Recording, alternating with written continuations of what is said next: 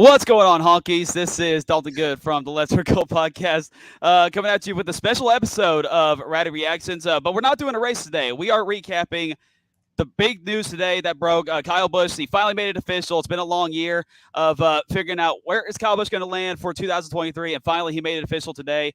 Kyle Busch is leaving Childress Racing to take the ride, the number 8 car at Childress Racing for next season. So tonight we are going to talk about that, but if you're wondering who the hell this is on my screen, this is my good buddy and fellow Rowdy Nation member, Connor Bunn.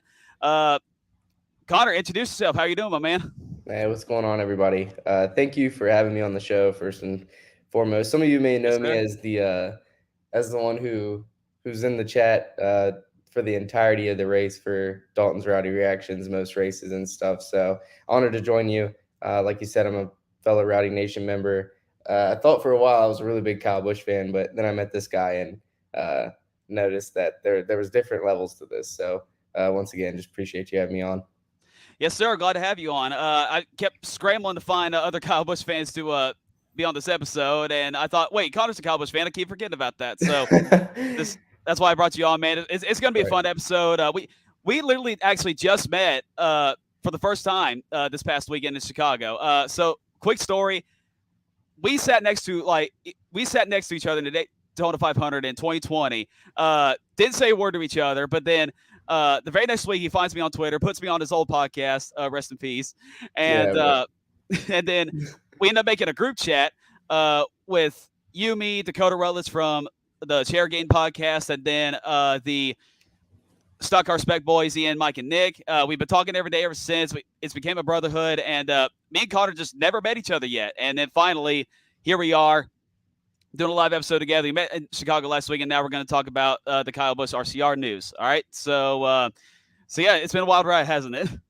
Dude, it's been so crazy. And like we were talking this past weekend at Ian's wedding, and it was like this is far beyond just like a friendship, like group chat. Like this is like a brotherhood. Like now, I joked, I said we took a blood oath and stuff, but yeah, I mean it was crazy. We sat like 5 seats away from each other at the 500, and then formally met in person for the first time like 4 days ago. So yeah, but yeah, dude, it has been a crazy ride. That's for sure. Absolutely. All right, so we're just going to go ahead and get into it. So we're just going to go ahead and recap the day pretty much. So here's how we're going to do it. We're just going to talk about the news that broke. We're going to go over all the details, and then we're going to do a little recap of how we got to this point as a Rowdy Nation, and then we'll go from there. So we'll just start with the obvious. Kyle Busch signed a multi-year extension today with Childress Racing. He is going to be driving the number 8 car for next season. So it was pretty much a leaked story. We kind of known that for, I think, a couple weeks now. And now it finally made it official today. So, like I said, multi-year extension for Kyle Busch. And Tyler Reddick ends up getting to stay at RCR for, as of right now, a 3rd car. But we're still to be determined on the Kurt Busch situation. If Kurt does come back for the 2023 season, Tyler Reddick could maybe go to the 45. But there is a lot to talk about. So I do want to play some clips from Bob Poggers today just to kind of recap the press conference. So it all starts off with Kyle Busch making the announcement. Wait, I got to go over here. So this was the best part of the stream right here. It's this right here. So I'm going to play that real quick.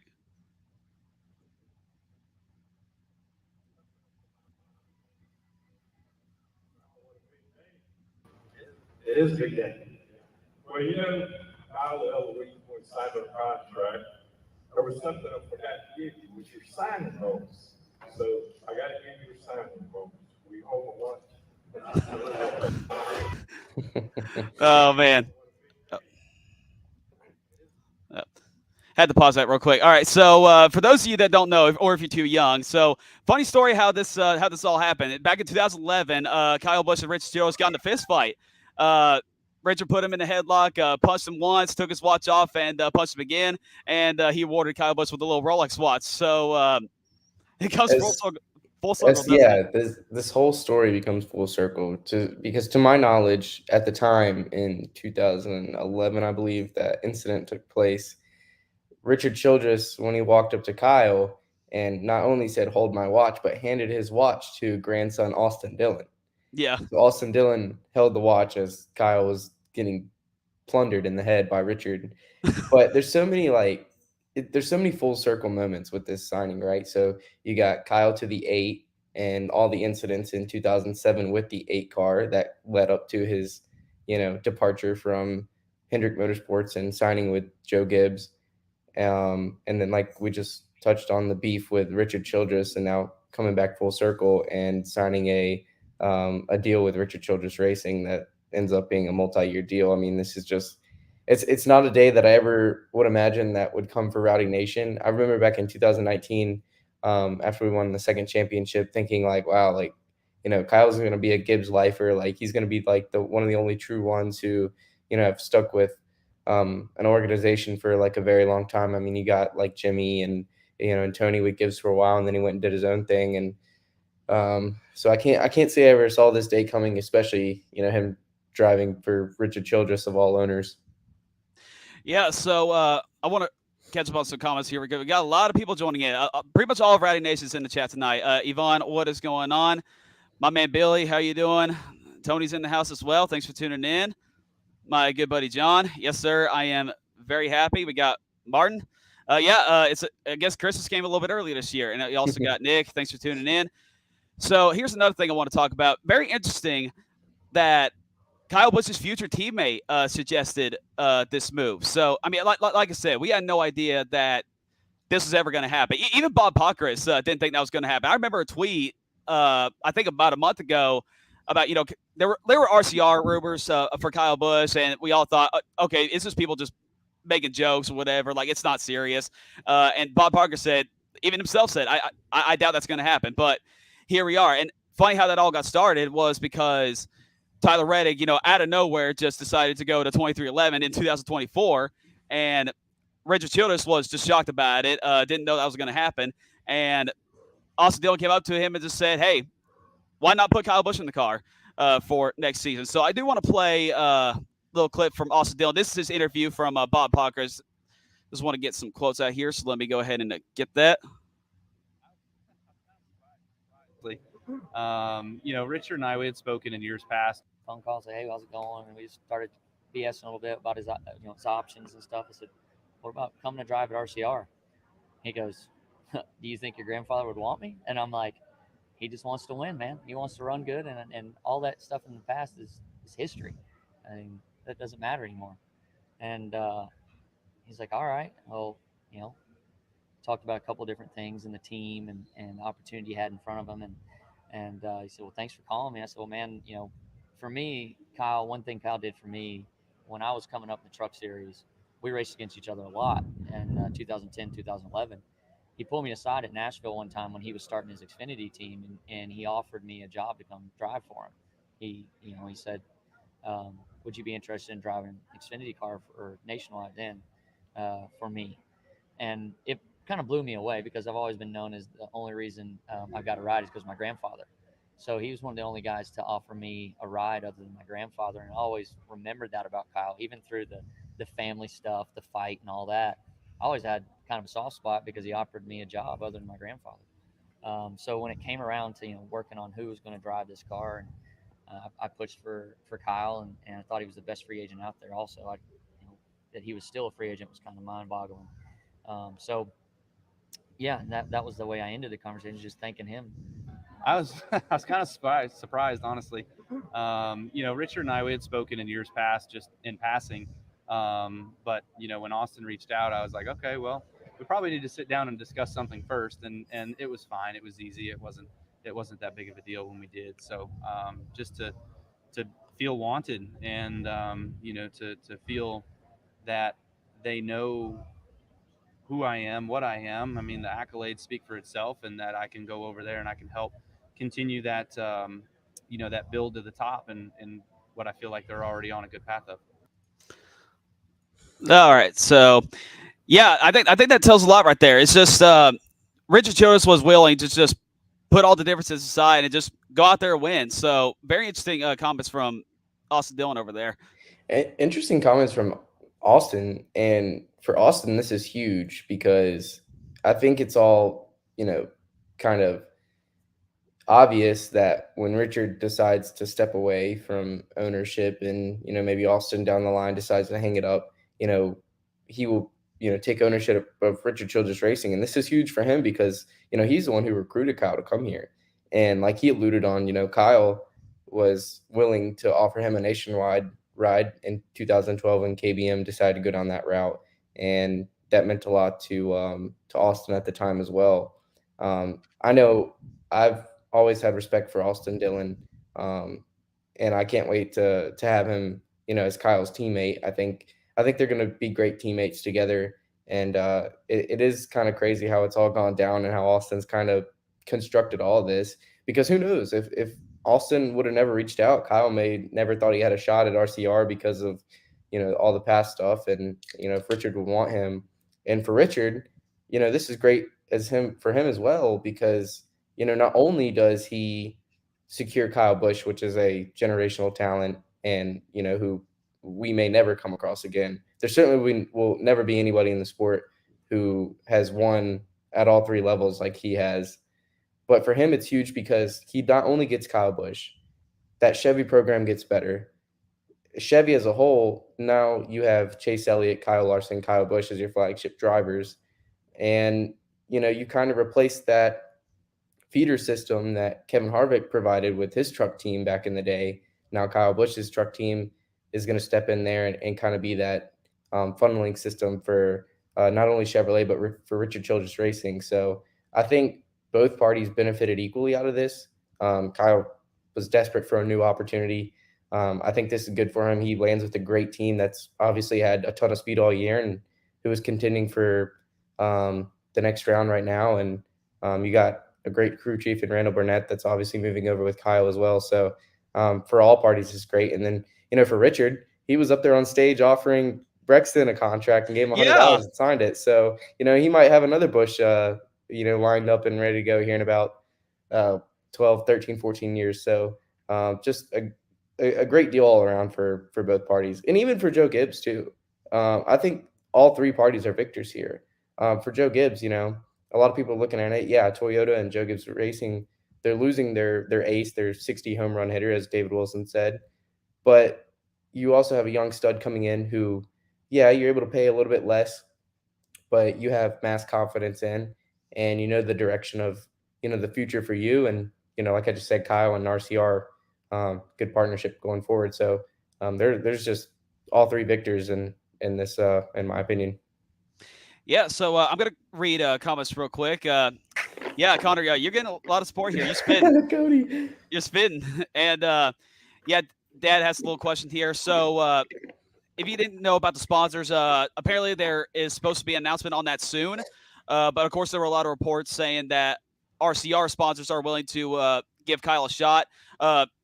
It could be a variety of things. I mean, it could be a 3G. Guaranteed rate, unless they stay with Tyler Reddick, if he does end up staying at RCR. But we don't know for sure what Kurt Busch's plans are, but hopefully those come soon. We also got Bass Pro Shops. We got Realtree. We got I mean, there's a lot of things that could come into play and help Kyle out. It's definitely not going to be like M&M's for sure when they had almost the whole season except for 6 races with Interstate Batteries. It's going to be pretty much like Chase Elliott, just a different sponsor for 10 races each or 8 races each, something like that. So that is still to be determined. But I am very looking forward to see what we get. And also, there are looking for different companies out there. But, again, very curious to see who those are. And hopefully we'll hear an announcement on that later. Well, I mean, and this also opens different ventures and opportunities for Kyle as well that he's expressed interest in, such as the Indy 500. It is in his contract now that he can run the Indy 500. Granted, a Chevy team in IndyCar takes him up on that. He said today the only thing holding him back was his previous boss, which we had insight that was in fact the case. But it opens more opportunities for him to get behind the wheel. One question I had that I think would kind of be far fetched, but does he step in an RCR Xfinity car one day? Does he step in an Xfinity? Obviously, he's good for a few truck races a year. But I think it'd be cool if he at least stepped in an RCR Xfinity car and won in that, to say he's won in 3 different teams in Xfinity. So this opens up so many alleyways for him that I'm excited for him for, because I kind of felt like he was being held down a bit at Gibbs and wasn't able to do what he wanted to do. I know Joe wasn't particularly happy with him going and doing the dirt stuff that he was doing there for a while. So I know Richard is probably very supportive of all that. And so I think that's exciting for him as well. If he gets an Indy 500 ride, like this will be pretty epic. I might go. Yeah, Seriously. I mean- I'm only like 5 hours away from Indianapolis. So if they Okay. ever make that announcement, I don't care how much the ticket is. I'm gone. I'm gone. Dead serious. So yeah, that's awesome to see. Yeah, and you are right. So if you don't remember, back in 2017, Joe Gibbs declined Kyle Busch's Indy 500 ride. Now Kyle actually had a contract signed for that. He was ready to go. The team he was racing for, we'll probably never know. But then Joe stepped in right away and said, "No, you get back in that Cup car." So really cool to see. And this is what I like about Richard Childress too. So I kind of want to go back to the Austin Dillon comments, I guess, well, here in just a sec. So the thing with me and Richard Childress, like, I kind of had like a little hate towards Richard Childress. I mean, of course, just because of the 2011 incident. And the same thing with Austin Dillon. With me and Austin Dillon, I just thought Austin Dillon was, the typical silver spoon kid. But now we got to thank him because, he's the guy that suggested this idea. And it looks like it's about to pay off perfectly, because what I like from what I saw in the press conference today, it's like Richard Childress is just willing to let Kyle just let loose, do whatever he wants to do, just have a good time for the remainder of his career. And this is pretty much going to be Kyle's like last move. Like, he'll never move anywhere else ever again. Like, he said he wants to retire at one team and never have to go through this again. So it does sound like to me that he's staying at RCR. And remember, we all thought that he was going to retire Joe Gibbs Racing. We never thought he would ever move like late in his career. But of course, Eminem's declining changed everything. And now here we are. So I wanted to read some more comments. So, yeah, I have to agree with this right here, too. I think RCR is finally getting better. And here's another reason why I was against the RCR move at first, is because I feel like RCR just hasn't really hired a great driver ever since Kevin Harvick left. I mean, Tyler Reddick was the best they've ever gotten since then, and that was it. So I really didn't think the speed was there. I didn't really trust it, but it's just the comments that Richard Childress made about Kyle. It just makes us think, okay, you know what? He's going to be a great owner. He's going to treat him very well. Let's see what else we got. Now I can't make fun of it. Yeah. And I wonder if there's going to be a season 2 of Life in the Fast Lane, maybe.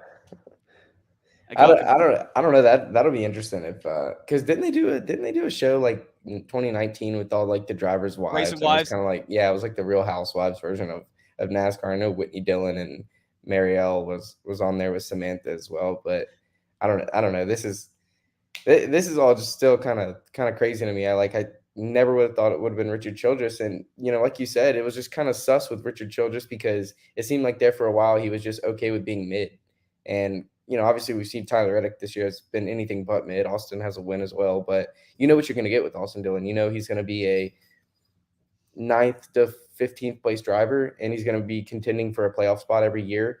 And Richard said today that, he's not interested in, 1-year little deals. He's interested in building for the future.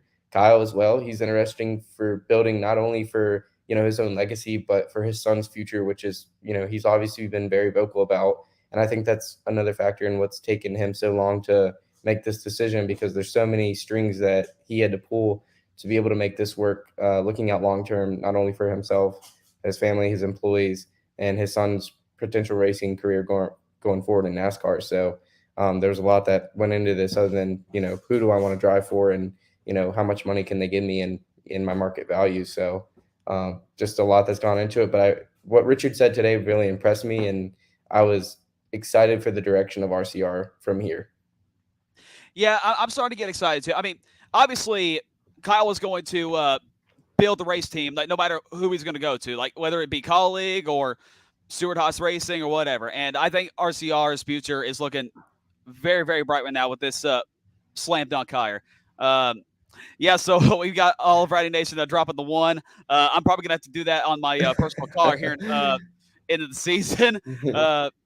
Or I could just make like different 8 fonts. Haven't decided yet. Papa Good still in the house. Yeah, so I like the 8 ride as well. Like another reason why I just love the for all the Dale Jr. fans that got 8 tattoos on on their arms and they can't take it off. So This is why they say this is like the equivalent to you getting your significant other's tattoo name on you. And eventually it all falls apart and you're stuck with it forever. And back in 2, 3, 4, 5, 6, 7, all those guys who got 8 tattoos on and swore up and down my junior are now stuck with 8 tattoos. And I will be the one to walk up to many fans with 8 tattoos and say, "Hey, is that a Kyle Busch tattoo?" Just to say that. Because yes. that is what you get for getting an 8 tattoo on you. Like the 43. Who would ever get the 43 on them?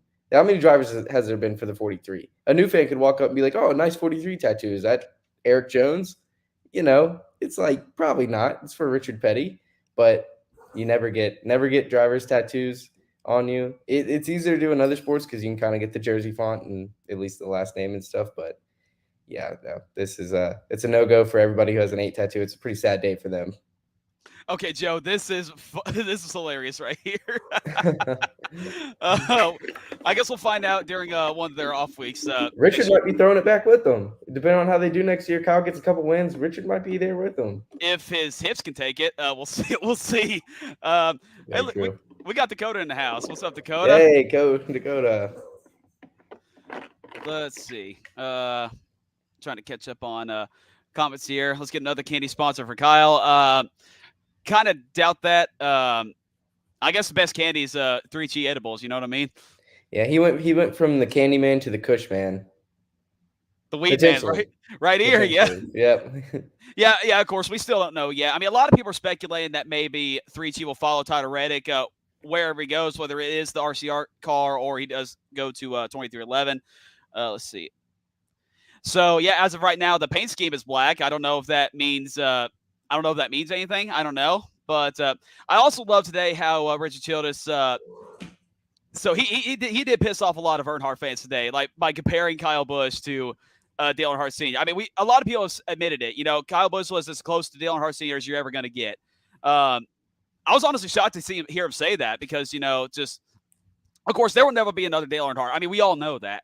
But for Richard to actually say that, man, that was I was not expecting that. No, and you know, I think for a few years now we've all kind of kicked around that comparison of Kyle with Dale Earnhardt, and some of it has been receptive well, and some of it not so much. And I think when Richard said it today, it definitely took me back because that is something that, for one, I would never thought I would hear out of Richard's mouth comparing anybody to Dale Earnhardt. But for two, for him to compare Kyle to Dale Earnhardt, it kind of locked that in. Like, yes, we're not all crazy. You know, Richard is seeing what we've seen, and you know, unbiasedly, I gotta agree. I mean, Kyle's got that Earnhardt-esque in him, and it's funny he kicked around and inquired today about the 3 car when he was, you know, in discussion with his deal. And I guess if you never ask, it's always no, right? So can you imagine if he would have gone to the 3? I mean, that would just shut it all down for everybody. So Kyle actually asked if he wanted to go to the 3. Yeah. Like, I don't know if he did that just to be funny or if he was actually serious, but I'm sure Richard Childress laughed and said, "Nah, yeah, like, no, that's for, we're gonna leave that for Austin." But hey, Brexton's in the mix, so don't rule out another Busch for that 3 car eventually coming up. That'd be pretty crazy. But yeah, hearing Richard compare Kyle to Dale, I mean, that was like, whoa, I can't. He must be really excited for this. I can't believe he said that. Yeah. So I got to read some comments here. I'm way behind. I'm sorry, everybody in the chat. Yeah, this is the fact. Hershey sponsor Kevin Harvick. That was a sick scheme. I would love to see a little possible throwback of that. Would not mind that at all. Imagine the new fans come. Oh yeah, man. Damn. Okay, so this cannot happen because Combos is a part of Mars, unfortunately. So rest in peace to Combos as well. Turnpike guy, I don't think I ever did get your text. You might have to resend to me again, unless you're talking about maybe another social media. Yeah, but I'll check it out. If yeah, dude, Facebook has been on fire today. I haven't even looked. You probably don't want to. It's been bad since Sunday, if you know what I'm talking about. Gotcha. Yeah. So we got 2 great comments like lined up together. I don't know how this happened. So Dad thinks Childress is tired of running okay with Austin Dillon, is ready to win championship again. And the same, pretty much Tony said the same thing over here. So I actually do want to play another. I got to make sure I'm reading more comments here. Make sure I'm not missing anything. Okay, so the M&M stuff, most of it is going to be sold. I'm definitely going to keep some stuff, but most of it is going to have to go so I can get the money to buy all the new 8 merch starting this weekend at Bristol. Yeah, maybe the 3 car can come back for the Xfinity Series. Who knows? I kind of doubt it though. Let's see here. Yeah, Toyota is definitely going to suffer. Okay, Indianapolis. Yeah, maybe Rowdy Nation can all make an Indy 500 trip. Let's see. Yeah, this is what I was going to talk about. Like Austin Dillon just suggesting that idea. Like I used to think he was overrated, just silver spoon kid, but with him pretty much saving Kyle's like uncertain future, like now I kind of got a little soft spot for him. I mean, Austin Dillon is no slouch. You don't win a truck championship, an Xfinity championship, a Coke 600, and a Daytona 500. You don't win that by accident. I mean, you can speculate all you want about his career and how he's got there and stuff, but you know what you're going to get with Austin Dillon. You're going to put him in the 3 car. He's going to contend for a playoff spot every year. And, for a team, anybody would take that. Any team in the garage area would take a guy like Austin Dillon who, could put you in position to make the playoffs every year and potentially grab a win or two. I mean, that's just factual. I mean, no team owner would pass up on that. I mean, that's just silly to think about. So, yeah, I mean, disassociate Richard Childress and Austin Dillon for a second. And, Austin is no slouch. So I'm excited to have him as teammates with Kyle. This is funny right here. Rolex possible sponsorship. Wouldn't that be funny? Maybe that was a hint. I don't know. We'll have to see about that. He handed him a Rolex watch. So he actually handed him that watch. It's Kyle's watch now, I assume. So, man, Richard was throwing out all the money today, giving Kyle a Rolex, which is not cheap. That's at least $35,000 a watch, and then handed Brexton a crisp $100 bill. So Richard brought out all the big bucks today for the Busch family. He probably could be handing him a bag of 3G here in the future too. Yeah, he could. Yeah, I wonder if Richard's tried 3G himself. Wait, say that one more time. I'm sorry. I said I wonder if Richard has tried 3G. Well, you may never know. I could probably see it. I don't know. That might have to be a question for him if I ever see him at the track again. I honestly never saw that. That's pretty interesting. I never saw it, but I'm not surprised. Yeah. Shout out Red. He's in the show tonight. You can barely see him back there. Oh, poor Red. He's seen some stuff. Well, he's gonna have 3G now, so he'll be all right. Yeah, Red will be perfectly fine. Oh my god. Oh Jesus, man. I don't know. I don't know about that, man. I think RJ signed a lifetime contract with Chase Elliott. Yeah, I was about to say, good luck moving over to Rowdy Nation. Yeah. I mean, I'd love it, but Rowdy Nation did gain a good amount of fans today, and I think Kyle going to RCR there's going to be a lot more cheers than boos next year. Obviously, you're always going to have your boos, but I think he's going to be perceived as less of a villain and more as like a guy you want to root for now. I don't know. That's just my off the top perception of all this, but I could be totally wrong. Dad, you could probably be totally wrong too. I don't know about this. Like, of course, I want to sponsor. Like, I want to support all Kyle's sponsors, but if 3G does end up being like a full-time sponsor, I don't know if I could possibly do that because I'm a former asthmatic, so probably not a good idea. Yeah. But let me ask you this: so, do you think maybe Kyle just simply moving to Chevy, like, could that just change everybody's mind about what people think about it now that he's just left Toyota already? I think that does factor into it. I think that's a factor. I think the fact that he is no longer with Joe Gibbs Racing, which I don't really think it matters what driver you put in a Joe Gibbs Racing ride. I think they instantly become kind of a villain. For as much as we all love Denny Hamlin, he does get a lot of hate. I mean, I live 30 minutes away from Martinsville Speedway, and they boo him more than they cheer him, and that's his home track. Yeah, same thing at Bristol. So I think there's a lot of like public perception that will be changed. I also think that he's kind of coming in as a little bit of an underdog. He's coming to a team that isn't necessarily quite at the level of Hendrick and stuff yet, or definitely not Joe Gibbs. And so I think, he's got that on his side. It kind of reminds me of when he came back in 2015. People were rooting for Kyle.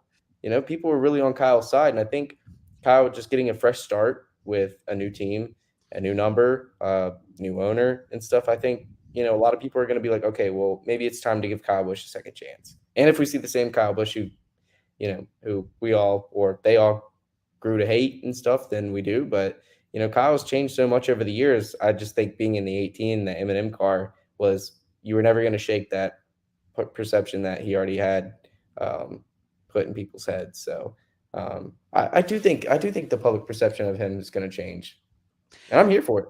Yeah, and that's what I'm going to talk about. But I got to read these comments first. Stay off the weed. Stay off the weed. Maybe I would love a Kellogg's Reunion. Not going to lie, but Yeah. they should probably pay their employees first. That's kind of a problem. That's the first Gibbs. Yeah. So yeah, that's what I want to talk about. So obviously Kyle's personality is probably going to have to change for the better. And he's talked about it like the past 2 weeks to help find a sponsor, to help find a team. And you've been seeing it for the second half of the summer. I mean, he's very calm in the media. He's very calm in his post-race interviews when something bad happens to him. I mean, Darton was a good example like a couple weeks ago. Blew an engine after dominating. Like, first time he's ever led the most laps since Bristol 2020. And, you would think, like, he would decline an interview or park his car in the middle of the garage or try to run over some fans. But, I mean, he had a great interview. So I feel like maybe with him having to keep that, I'm pretty sure he's probably going to have to keep that mentality, just a new Kyle Busch, just to attract new sponsors and keep a good relationship with Richard Childress.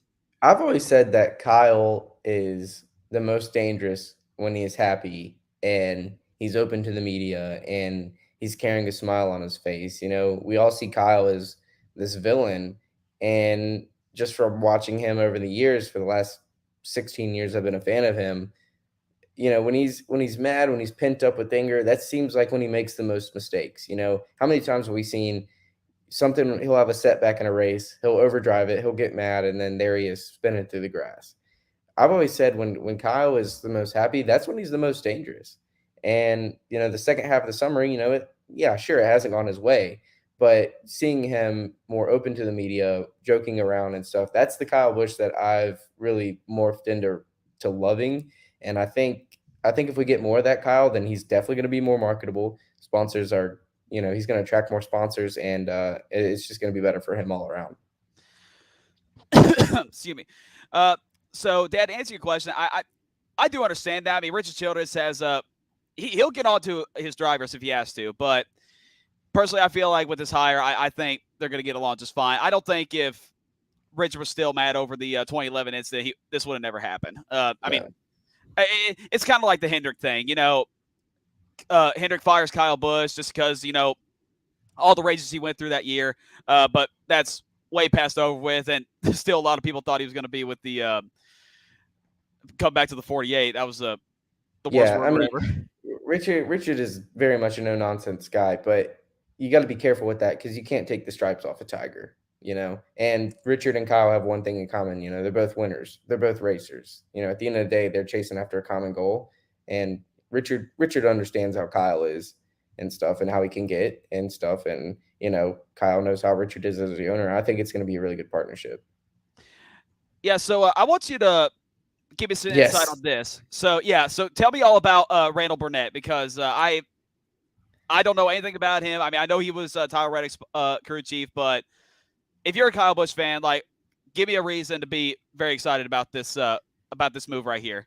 So I'll sell you on Randall Burnett and the brief history I know about him. I know that in 2019, I'm pretty sure, he was crew chief for Tyler in the Xfinity Series, won the Xfinity Series championship with him, moved him up to Cup in 2020, and has been his crew chief ever since.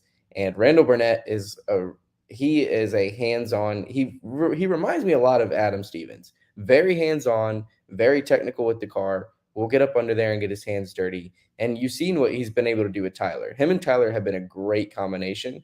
It's kind of sad that it's ending because them two had a ton of potential, but Randall Burnett is a very blue collar, hardworking, hands-on crew chief. Like I said, reminds me a lot of Adam Stevens. So that's why I'm most excited to have him atop of the box for Kyle. I think those two are going to be very, very good together, and that's going to be a combination to look out for the next few years. So it is definitely an upgrade from Ben Bayshore. Bayshore, I will say Bayshore has made his mistakes, but he's got a tough job. It is being Kyle Busch's crew chief is arguably one of the toughest jobs in the garage area.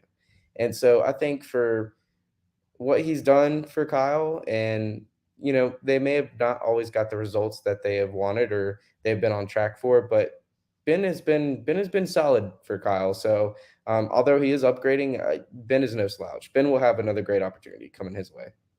Yeah, I could probably see Ben going back to being a car chief.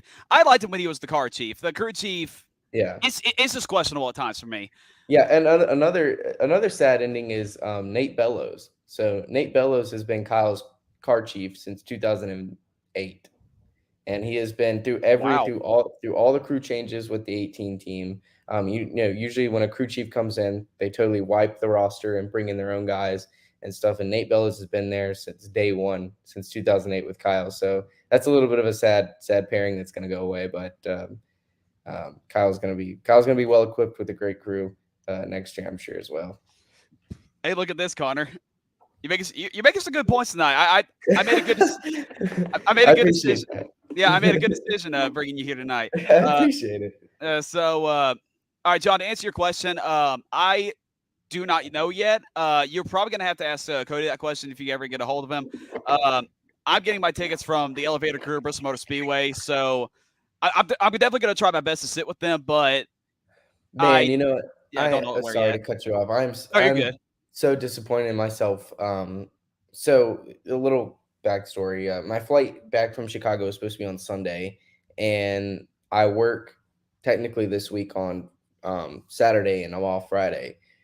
And so I ended up having to fly home on Monday. And so because of that, I missed the day of work on Mondays. And I had the opportunity to switch days. So to work Friday, be off Saturday. And I was going to try and come to Bristol.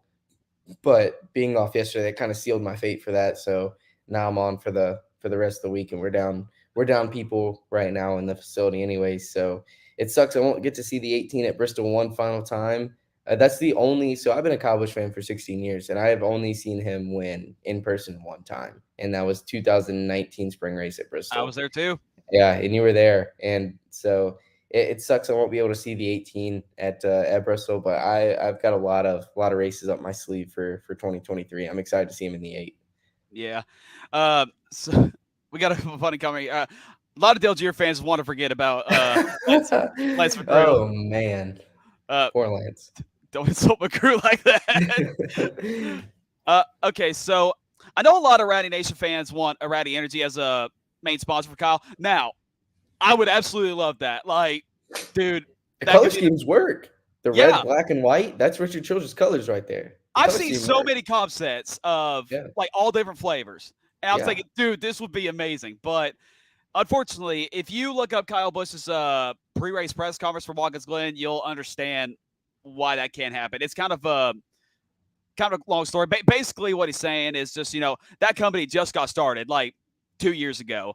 I mean, and of course, they're doing great, with the NASCAR fan base, but they're not where they need to be money-wise to make that happen. To put it short for people, Kyle would be spending more out of his own pocket than he would have returning in to his pocket, and that you can't have that happen. That just lead himself broke if that's the case. And how much it costs to put your logo on one of these race cars these days, I mean, you'd have to pay him $200 million a year for him to be able to do that. So as much as we all like to see it, maybe one day in the future, but as of right now, and unfortunately, I don't think we're going to see any primary sponsored Rowdy Energy cars. Yeah, definitely. That's the thing, because like I said, a lot of people thinking, Rowdy Energy is going to be a sponsor. Rowdy Energy is going to be a sponsor. I'm like, so you want Kyle to pay himself for a cup ride? Do you know how expensive that is? Dalton, I got an idea for you. What's up? If you end up getting hot passes next year for any track, you should take 2 Rowdies down in the infield, look for Richard Childress, hand Richard to Rowdy and ask him to do a Rowdy review with you live right there. I don't know if he's ever tried Rowdy. I doubt it. I think he's going to after this. He's got to. He's got to. It's in victory lane. Obviously, Kyle's probably going to get to victory lane with him and stuff. But if you handed him a Rowdy and be like, look, try this with me, I wonder what he would say. So let's ask about this. So Tony Hirschman, wonderful spotter. I have no issues with Tony. He's been such a great spotter for Kyle for so many years. Yeah. He's gotten through a lot. He's gotten him through a lot of crashes. He's kept him calm most of the time. Do you maybe see that as a possibility? Yeah, Hirsch has been with Kyle in 2012. One of the best spotters on the roof. I see that as a possibility. I'm pretty sure, Hirsch is under contract with Joe Gibbs Racing. It's weird because some spotters are independent contractors. Some are locked down to a race team. I don't see that being one of those situations where Kyle goes to RCR and Hirsch doesn't follow. I'll be a bit surprised if that's the case. More recently, I look back to, Bubba and Freddie Kraft over at Richard Petty, and they both obviously make the move. So I think it's driver dependent as well. I hope Hirschman follows Kyle. That's actually a really good point. I didn't think about that. And see, a spotter move is a lot easy. It's not like a crew chief, switching drivers or switching teams. Like a spotter, pretty much your best friend. Like they'll go up with you wherever you go. I mean, Brett Griffin for Clint Boyer, Freddie Kraft for Bubba Wallace, TJ Mavers for Brad Keselowski.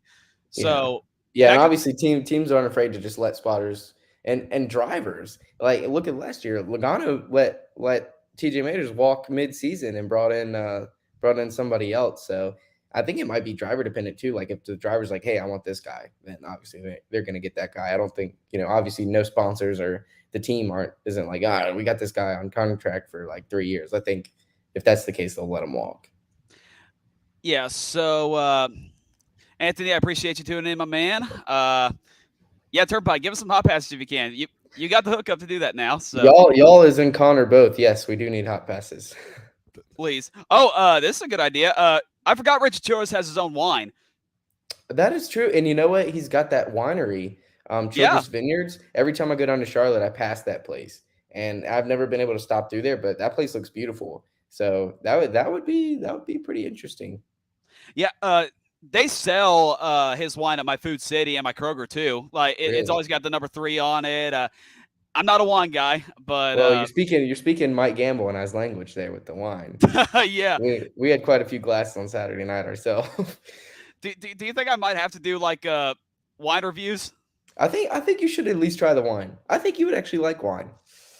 So I tried red wine before, and it tastes like cold medicine. I'm sorry. Well, there's different types. So like there's some that taste a bit sweeter. There's some that are just like really smooth and a little bit bitter. Like the one we had Saturday night was smooth. It was a little bit tardy, but it was good. I like all red wine, so it's I'm not the person to ask, but I think you should at least try it. I mean, why not? I don't know how y'all do it, man. I just don't know how y'all do it. I'm a texture eater too, so if the texture's not there, it's not going to be good. Like just understandable. Kind of like the steak. I know you wanted me to try a steak. I know you're a steak guy, but I just couldn't do it. I'm sorry. Yeah, I'm glad you like the chicken though, at least. Oh, the chicken was actually really good. Yeah, that was pretty much the only thing I could have eaten. What would you do for a Klondike bar? Klondike bar number 8 NASCAR. I'm looking forward to the throwback scheme next year for Kyle. Ooh, that might be. Can we please get? I don't know if this was 2005 or 2006 when Dale Jr. did the Dale Earnhardt black and silver Budweiser car. Yeah, I think that might have been 2005. That would be cool. What's Goodwrench up to these days? Is that still a company? They're not even a sponsor right now. I mean, they're still like with Chevy, and that's what Kyle mentioned in his press conference today. So a lot of people are probably asking about the Truck Series team. There's still no news about that yet, but Kyle Busch Motorsports is definitely coming back. I mean, we're not worried about that. Basically, all they're trying to do is just figure out who the drivers are going to be, because some of them are Toyota drivers, like John Hernivacek, that can't be a Chevy. Hopefully, I would love to see Chandler Smith come back and drive a Chevrolet for the Kyle Busch trucks next year. I guess they're trying to figure that out and try to find some drivers at the very moment. But Kyle did say for Goodwrench that they're still working on that as of right now. Let's see. There's some more comments. Yeah, I see it. It just says text again. Yeah, so want to do a little quick commercial break. Yeah, just like and subscribe. Just give Let's Turn Cold a like on this video and give us a subscribe if you haven't already. Make sure you turn that notification on as well so that you know we'll go live. Make sure you guys tune in every Monday night at 10 Eastern, 9 Central for our weekly NASCAR recaps.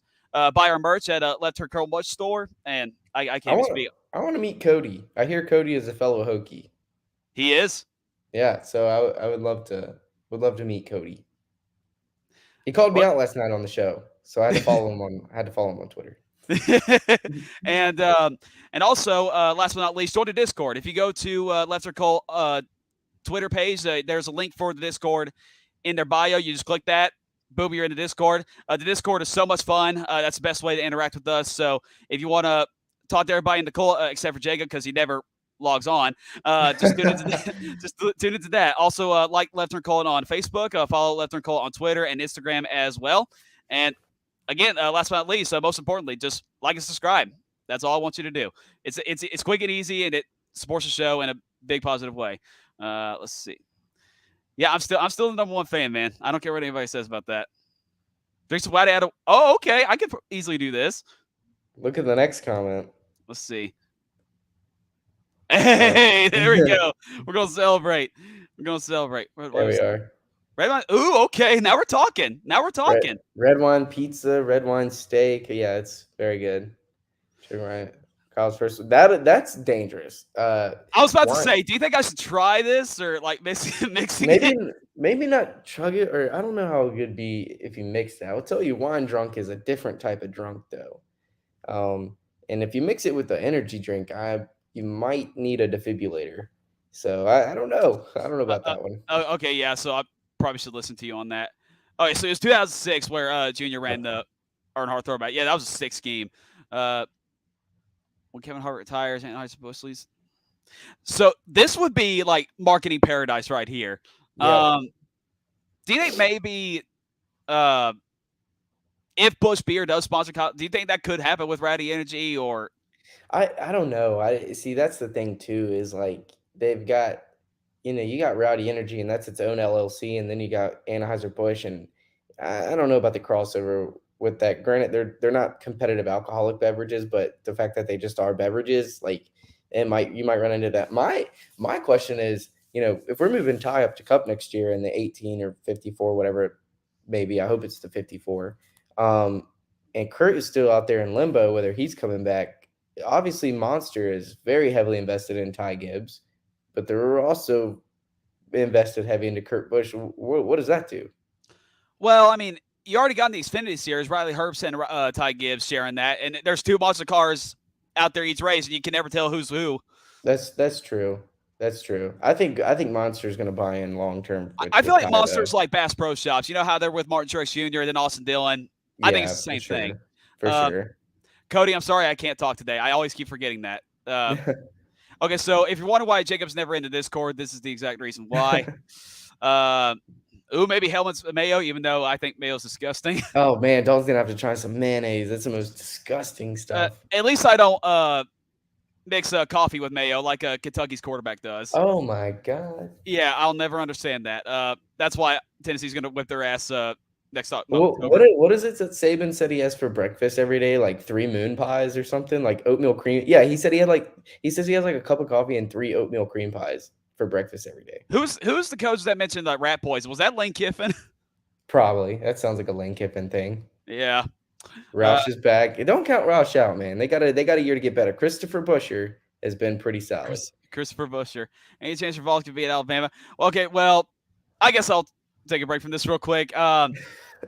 Yeah, Bama did get exposed by Texas. I'm sorry to Anthony, who's in the chat. He's an Alabama fan, but we do get Alabama at home this year, so maybe, I don't know. But I'm not gonna get too deep into that because we are an NASCAR podcast. Of course, we're talking about the Kyle Busch news. So, all right, Connor. So here's what we're gonna do after I read this comment. That would be another good idea. Yeah, that would be something as well. A rat poison with Saban. Okay. Okay. I knew it was either Saban or Lane Kiffin, one of those two.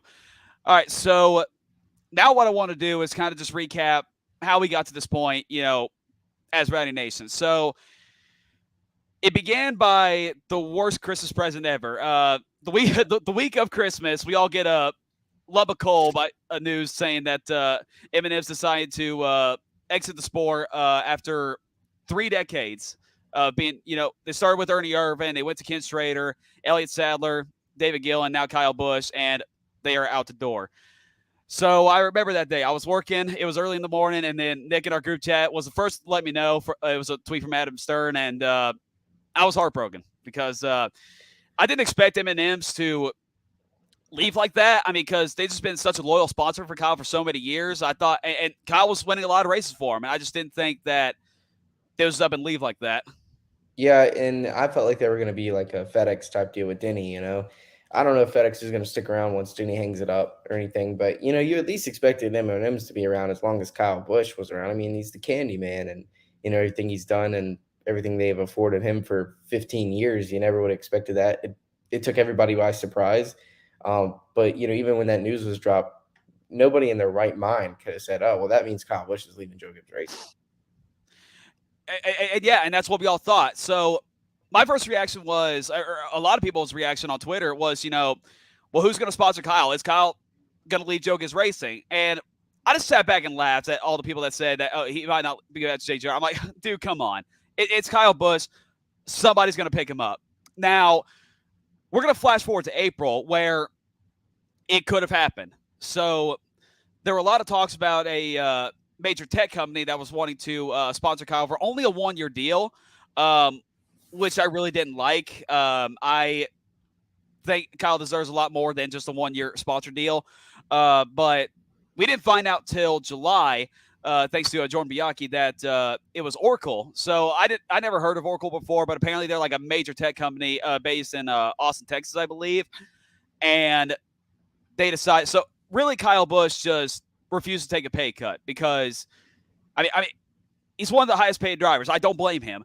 But I guess Oracle could have been the only sponsor to help with that. But also, this is kind of the reason why I'm kind of glad Oracle didn't jump on board, because I saw they were willing to lay off like 1,000 employees by taking $1 billion pay cut just to sponsor a car. And honestly, layoffs are horrible. Nobody deserves to have them. So I'm kind of glad that Oracle didn't jump on, but yeah, especially for a 1-year deal too. I mean, it was like, I think we were all initially excited at first. I mean, Oracle, they've got a ton of money. They sponsor Max Verstappen in Formula One. And I was just about to mention this. I did not know this, that they were in Formula One. If you're a sponsor of Formula One, you got some money.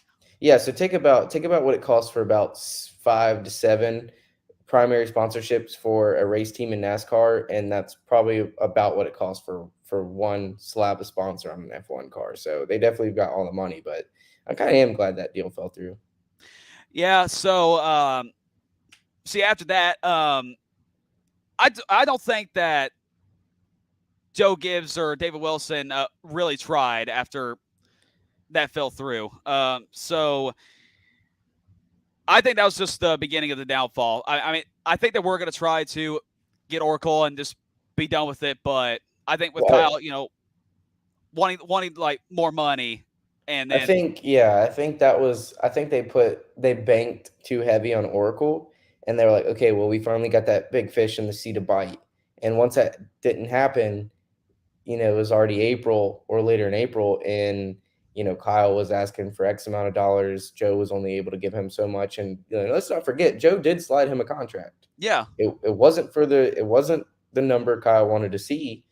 And that also kind of spiraled, that put both parties in a difficult position. It, put Kyle in a position to where it's like, what do I do? Do I look elsewhere? And then it put Joe in a position to like, okay, well, now we're starting back from square one at a foundational level, trying to find a sponsorship here. And, they had so much trouble in-house trying to do so. They had to hire in a guy from JTG to come in and, try and market them and get them a sponsorship. But, it didn't work.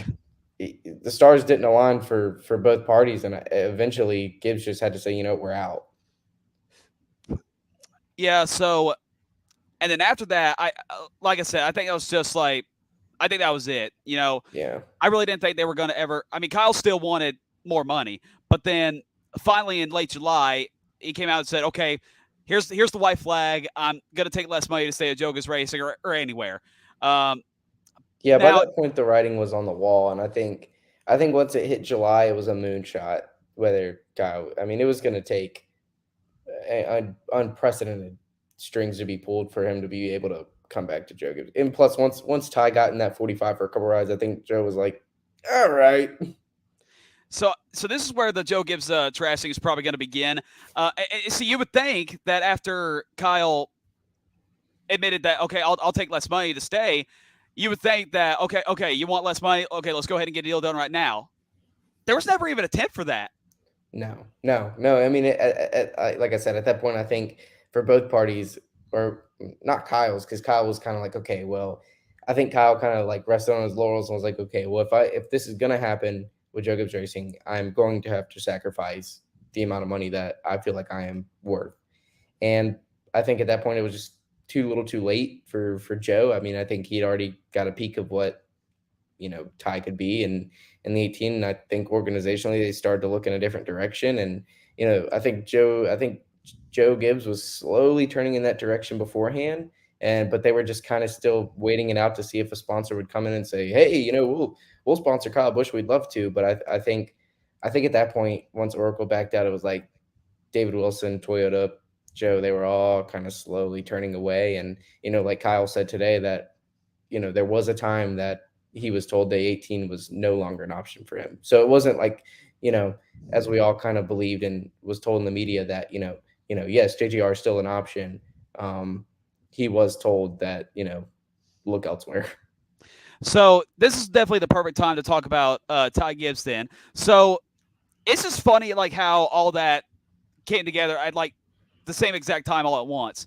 So we get to Pocono. Kurt Busch gets concussed. He has to sit out. And Ty Gibbs makes his first ever Cup start. Now, remember, he was not supposed to be the sub driver for 2311 that year. And Denny Hamlin confirmed that on a door bumper clear literally like 2 days after. Yeah. That the plan was John Hunter Nemechek, but then Denny Hamlin said, wait, I see something in Ty Gibbs, so I'm going to have him be the sub driver in case something were to happen to Kurt or Bubba Wallace. So Ty jumps in, but of course, his first start, he wasn't really going to try. It was just getting experience in the brand new car. He's never raced in it, but he did get a top 15, and that really explained right there, like, you know what, maybe he doesn't need a. So, the original plan was just for Ty to stay in Xfinity for one more year, and there's nothing wrong with that, but I think that first start at Pocono kind of just proved maybe he doesn't need one. Yeah, let's make no mistake about it. So, we're hours before the Pocono race. Ty gets the news, hey, we need you to jump in the 45. He goes and turns some laps until 1 a.m. on iRacing. Has never turned a lap in a next-gen car and goes out there and gets a top 15 finish. That really opened the eyes. And then your questions started to come out, hey, do we really need this guy to do another year of Xfinity while everybody else gets better with this car? Everybody's so brand new to this car. Excuse me. And, it's like, do we want to have him down Xfinity for another year while everybody else gets better? Or do we want to kind of try and even the playing field? And, now that he's done almost half a season under his belt in Cup, it almost made too much sense not to. You were hindering the growth of your team. You were hindering the potential and growth of a driver by holding him back. And it sucks that it had to come at the expense of your ace, but that's just kind of how the ducks aligned, Yeah, and then I think Joe Gibbs, like once he saw how Ty ran at Pocono, I think that's when he made the decision saying, okay, maybe I should just go ahead and just bring Ty on over. Because there was also a report that same week that we finally saw what M&M's was paying Joe Gibbs Racing per season, $20 million sponsorship gap. And, let's face it, there's not really – I don't think there's, like, sponsors that are willing to come to NASCAR and pay more or the same amount of that money. And the driver financial structure and the team financial structure has changed so much over the years. And M&M's and Mars was kind of that last sponsorship that was under the old construction and, pouring in a lot of money, and the driver was taking home a big purse as well.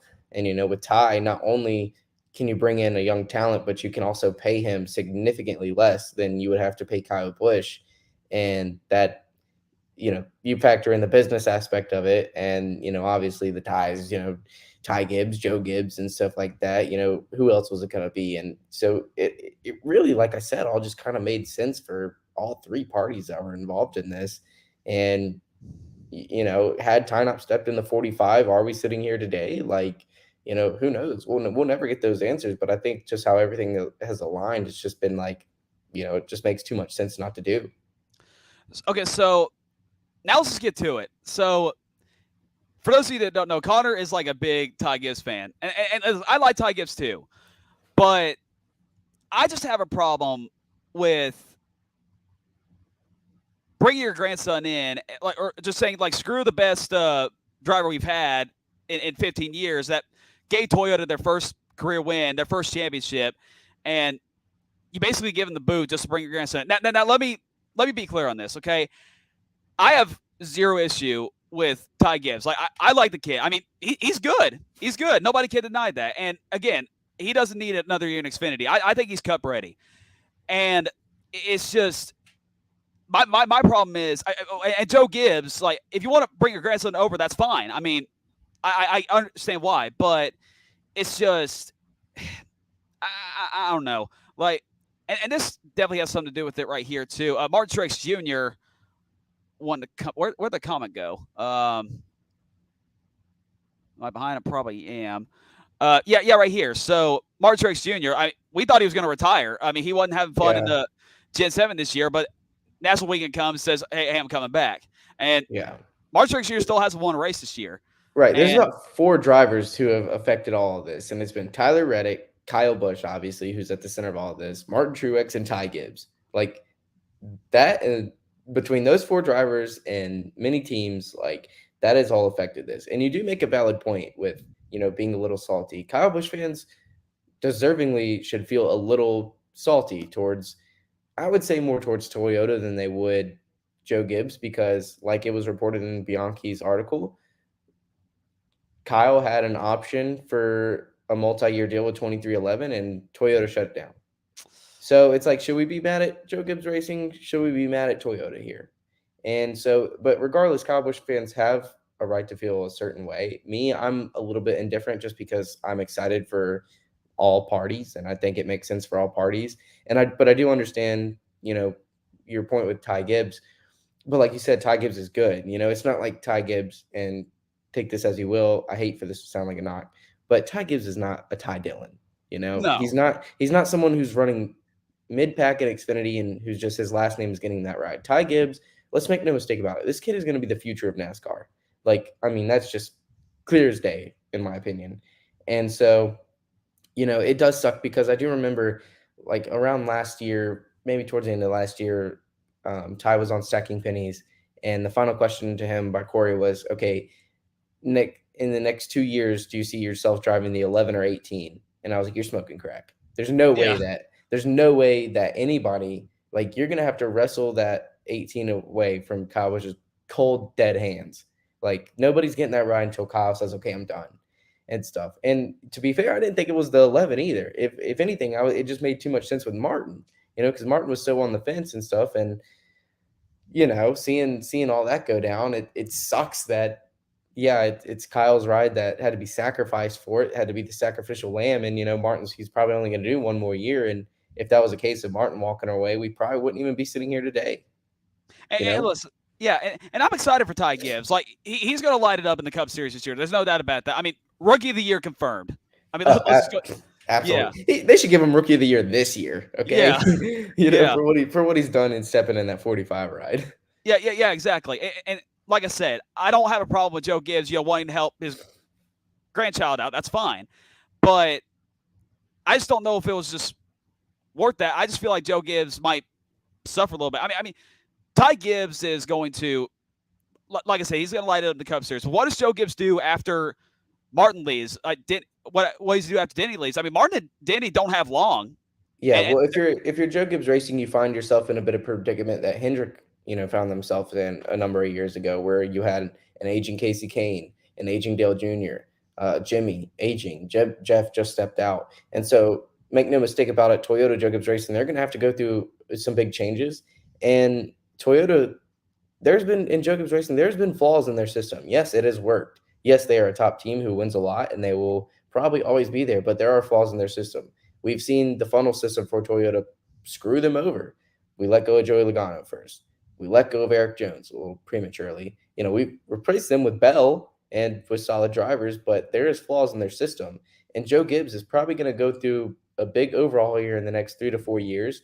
I don't know how long Denny has. But obviously you're gonna have Martin stepping away, and those are top rides that you're gonna have to fill with top talents that you're gonna have to go after. So it does leave Toyota in a bit of predicament. I think if you would have give the edge to one party over the other walking away from this, it would be Richard Childress, just because of the developmental program you're getting, the driver you're getting, and you instantly put yourself in championship contention. And Joe Gibbs, they obviously get a driver as well, but they also have a lot of fences to climb in the next few years to keep that program at the top. This is a good point right here. I don't know if maybe this is comparable, but they didn't try this either.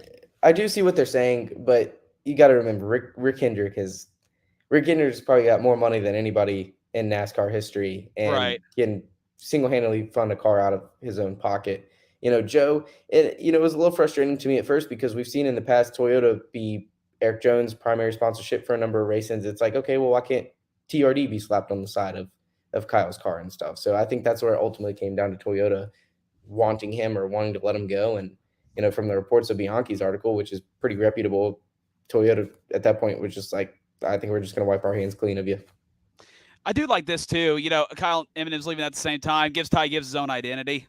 Yeah. Yes, absolutely. And that hits on my thing where I hope Ty, I know the 18 is a staple of Joe Gibbs Racing, but let that be the staple. Let that be the banner that hangs up in the shop, and give Ty the 54. Let Ty pave his own legacy and his own number. And, you had JD who drove the 11 and who made that 11 car famous. And obviously Denny carries on that legacy very well.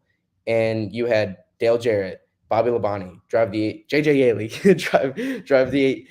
Just kidding about Yaley, but you had those guys drive. You had those guys, legendary Kyle Busch drive the 18. That's their identity.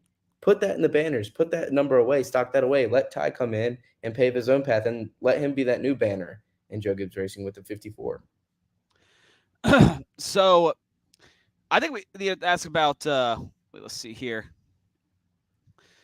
So I kind of want to talk about Joe Gibbs' Xfinity team a little bit. Like, yeah, I see Brandon Jones coming back to the 19. I think that's confirmed. I've heard a lot of rumors that's going to be true. Yeah. Who takes the 18? Who takes the 20? I think, or 54. Excuse me. Yeah, I don't know. That's tough for me. And to be honest with you, I haven't paid too much attention to the feeder system of Toyota this year. I really haven't that much. I don't know. I always see Brandon Jones being an Xfinity lifer. I feel like he's going to be the ace of that program. But yeah, Toyota's I think it really depends on, the Toyota drivers and Kyle's truck team, because that's where they start in that foundation feeder system for Toyota. So I don't know who's been rotating out with the 8. I mean, obviously you've had Trevor Bayne, the 18 this year. John Hunter Nemechek. You've got Hunter Nemechek who could go into the 19. I see John Hunter Nemechek coming. I could see that for sure. But who else has been driving? Was it Sammy Smith? Sammy Smith, yeah. He'll probably be full-time in the 18 Xfinity next year, in my opinion. And then you'll have Brandon Jones and probably a rotational ride with the 50 or 54 or 18, whatever they decide to do. I was going to ask, where did that comment go? I'm losing control here. The comments are popping tonight. I appreciate everybody tuning in. This is fun. Awesome. Corey Heim. Yeah, Corey Heim. Oh, yeah, Corey Heim. Well, Corey Heim is a Toyota driver, right? He is, yes. Yeah, okay. He's driving he's in ARCA right now. So never mind, he's out. Here it is. What if Brandon Jones takes that 19 ride in the Cup Series here in a couple of years?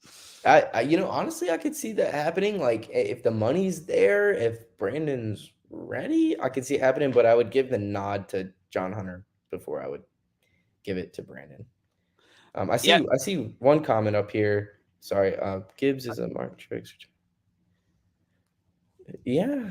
That's a good point right there, too. That's a good point. I see one that says Carson Hoskovar would be a good fit for a Chevy KBM truck. So I do want to address this, too. So I'm actually friends with Kyle Busch's merch hauler driver on Facebook. Interesting. I didn't think about that either. This might be it for him.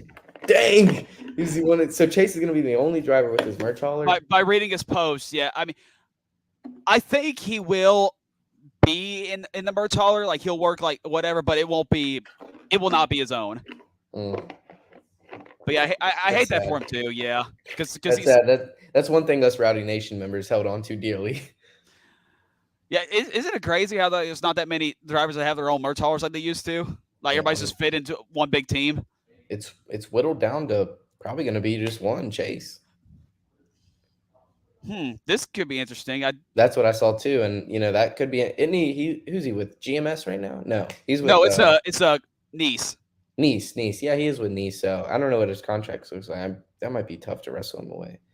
Totally fair about JJ. Yeah, and this is the point I want to make too. So I was thinking about this today driving home from work. So I was thinking about, okay, well, how better is Kyle going to make RCR next year? And you look at the 18 car before Kyle got there in 07. I mean, that thing couldn't finish a lap. Like, Yaley was wrecking it and stuff. Kyle comes in 08, immediately wins 8 races and becomes a contender. Obviously, this year, Reddick has been outstanding, in my opinion.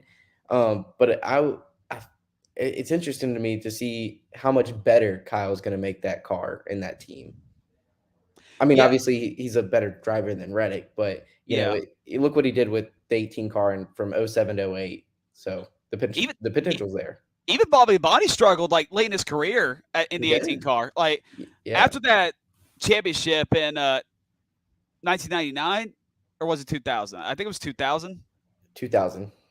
Yeah. Like, after that championship, he hardly did anything either. He fell off. It was like Yaley and Bobby Labonte were kind of running the same thing. Yeah, it's like if you're an 18 driver, you hit a wall. Like after 2019, what the hell happened to Kyle Busch in that 18 car? It's like I want to know. Wall. I want to know. I feel like there was a lot of things that happened like after that. One day I hope we get like a long-winded interview with Kyle that just explains like the full situation, because it was great. I remember we talked all back and forth 2020. We were like, what the hell is going on? Yeah. 2021 we had a good rebound year, and this year has been bad luck, a struggle all over the place. Obviously his mind has been in different places, but it's just like, man, after those 15, 16, 17, 18, 19, it's just like, whoa. Started with Matt Colleague, Childress. Hey, that's interesting. I mean, interesting. Holy crap. I think, if I'm not wrong, I think John Hunter Nemechek is the only Toyota flagship driver in the Toyota program. I think that Chandler Smith and the other drivers are just kind of like, they're driving KBM Toyota trucks, but it's not like they're binded in with Toyota. You know what I mean? Yeah. Tony, I got bad news for you. Junior's apparently interested in Drew Dollar. I honestly want to know what Dale Jr. sees in Drew Dollar, man. Like, that makes no sense to me. Well, yeah, that's all going to go to his repair bills. Like, yeah, I mean, they're going to be ripping carburetors off of cars for days with that ride. Oh, dude, my thoughts and prayers for Dale Jr., man. Hey, I understand it's a business, but man, host car will be really good. This would be the better option for the honor Jr. For sure. By reading on Twitter today, it sounds like it's going to go the exact opposite. Carson is one of those drivers who I feel like would be way better in Xfinity than he was trucks. I mean, look at Gregson. Oh yeah, and I think same thing with can I say the same thing about Daniel Hemrick too? For sure, yeah. Sure. A lot of people are calling Carson like the Daniel Hemrick of the truck series. Yeah, I mean, it's been a struggle this year to find victory lane. We don't have as much merch as I'm ready to buy some merch, man. We won't have as much merch, I don't think, as obviously we do in the full hauler for the 18, but I think we're gonna have RCR will definitely have more. And Kyle has his own merch too, so I'd be interested to see that. I'm excited to get some. I want an RCR shirt or hat so bad. I'm definitely gonna find one at Bristol this weekend. Yeah, it's like Denny and him switch cars after. Honestly, Denny's had like a crazy transformation in his career. We need another Dale Jr. download podcast. I'm sure we're probably gonna have to wait till Kyle retires, but I think once that happens, we're finally gonna get the bean spill on that one. We do. I do need a tell all podcast. I think that's a perfect one to do it. Yeah. Scary seasons, in my opinion. Yeah, they were where they have been. I think maybe this is an issue too. Well, do you think Gibbs always rocks out with 4 cars? Do you think eventually that 19 team just whittles away? I mean, I know it's cheaper to have more cars, but do you think? I feel like I remember last year when Joe Gibbs' race was struggling a little bit, that Joe was kind of more focused on Ty Gibbs' Xfinity car than he was with the Cup cars, and that's kind of why they performed a little bad last year. That would be awesome. So you know what? I think this leads into the next topic. I think the final one for today too. So for all the Rowdy Nation fans out there, what kind of expectations do we have for this year for Kyle going to the 8 car? So for me personally, I thought this was going to be a stupid move. I really didn't think RCR was the best option, but I don't know. After like the comments I read from Richard Childress, and they're hungry. They're ready to win races. But yeah, I mean, like you said, when Kyle took over for Joe Gibbs' race, that 18 car was just awful. Like no matter who you put in it, but then Kyle put it on the map. He won 8 races right off the bat. Got Toyota's first win. I mean, he could definitely do that to any team he goes to. So I just don't know. Like it's gonna be very uncertain for next year, like how he'll perform. I mean, I feel like I have a lot of questions going into next year, just how everything's going to work.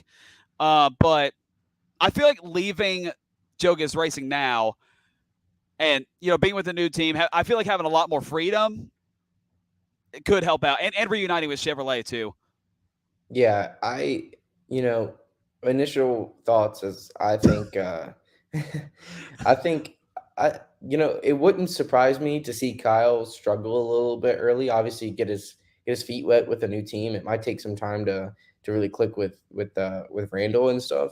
But it's one of those things where I would not be surprised to see Kyle rip off 3 to 5, maybe even 6 wins. I mean, it's one of those. It's like Richard was selling today, and I'm buying all of it. So I'm excited. I'm definitely excited for the Daytona 500. He's going to have more help with Chevys. Dude, that's exactly what I said. Like, we got a full field of Chevys. Like, we're going to compete with those Fords. Like, we can literally get a 500 win finally. Imagine he goes out there and wins the Daytona 500. Oh, my God. How sick that would be. With Richard Childress racing, too. That would be pretty sick.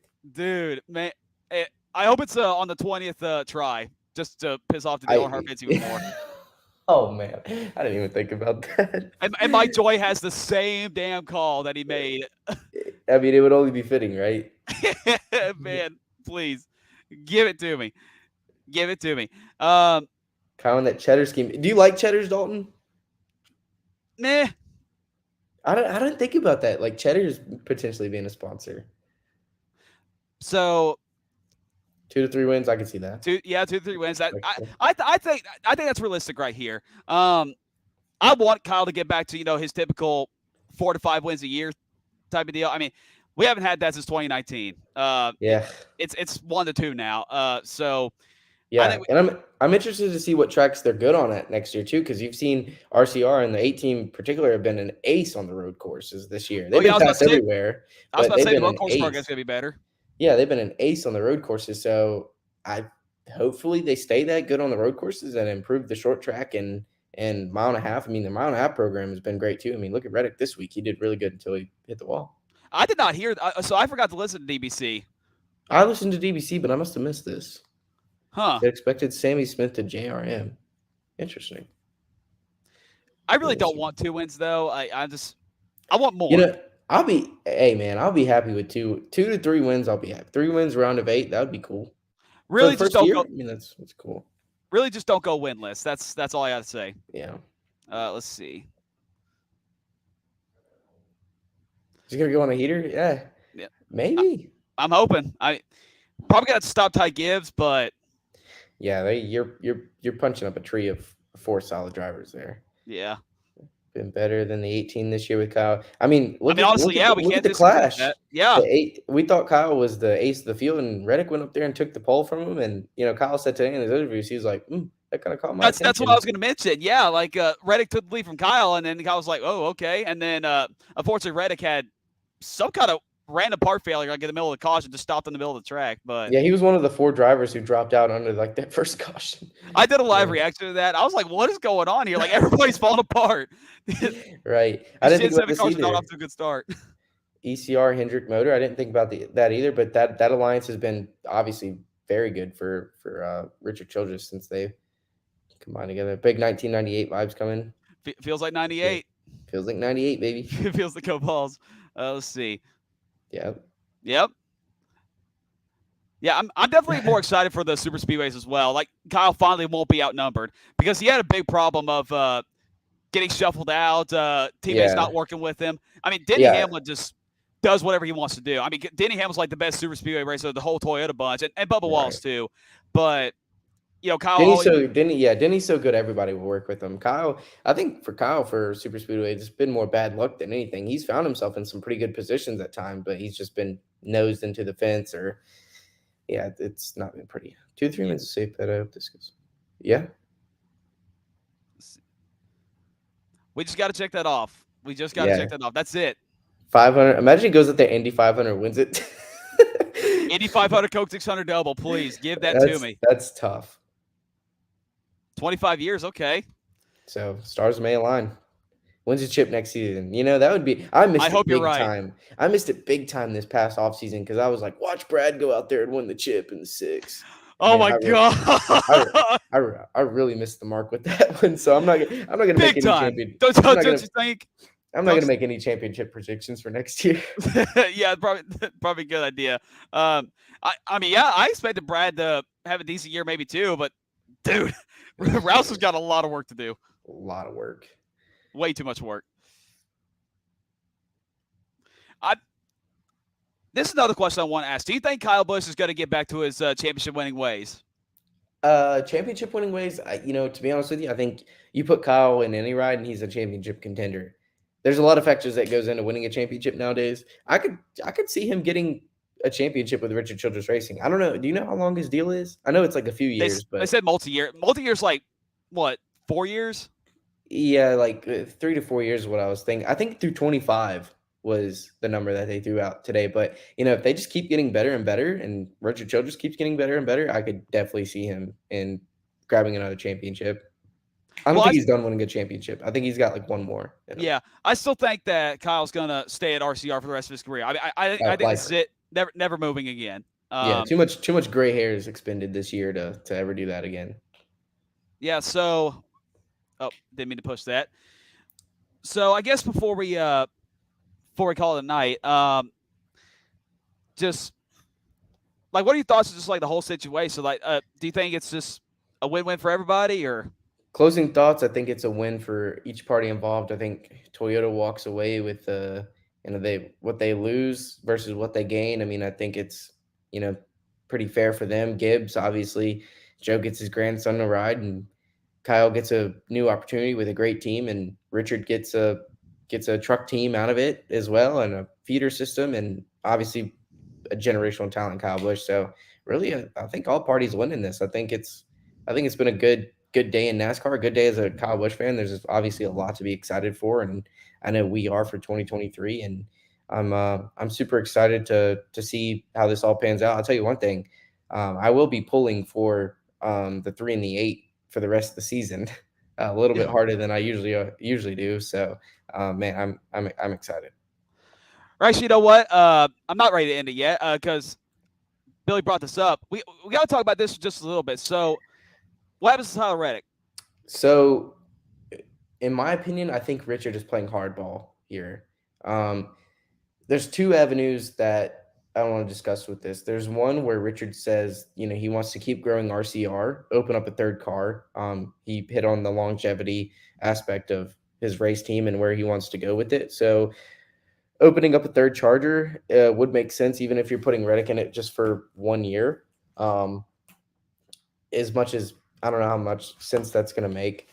There's my cat. But, is that Nigel or is that that's Boo. Boo. Okay. That's my youngest. But all right. So he has expressed interest in expanding to a third charter to grow his team, but at the same time, I think he's trying to put Toyota in a bad position here, where it's like he's trying to make them purchase a charter, especially if Kurt comes back. He's trying to put the ball in Toyota's court to purchase a charter for 40 or for 2311, so they can put Reddick in there early. And so I don't know. To me, when I heard that Richard informed Reddick an hour before the press conference that he's not in the 8 car, I don't know. It kind of struck me a way that he's trying to play. Yeah. He's trying to play a little bit of hard ball back with them. It's like I saw somebody in the comment took that that Toyota took Richard's driver, so Richard took Toyota's top driver. So, Yeah.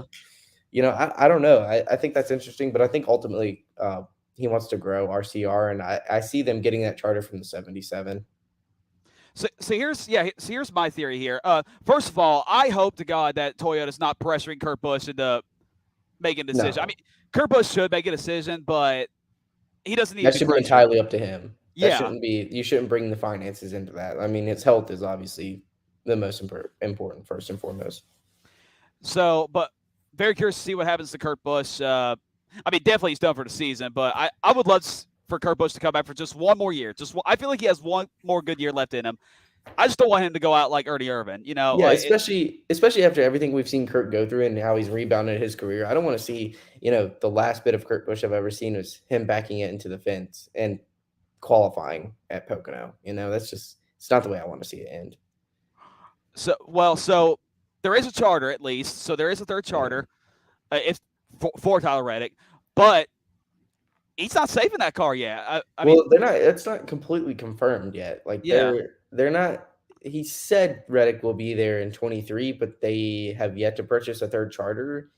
They could run a car without a charter, but you bring in that you wouldn't take as much of the purse. The driver wouldn't get much of the purse. I think if all else, I think Richard is waiting to see what Toyota in 2311 does. And then, if he does get a charter or if he doesn't, it's going to be like, all right, Reddick, we'll have the shittiest equipment I can get for a year and, see ya. Well, it's Papa Good's bedtime, unfortunately. Dad, thank you for tuning in. Appreciate you, brother. Thank you, Papa Good. All right.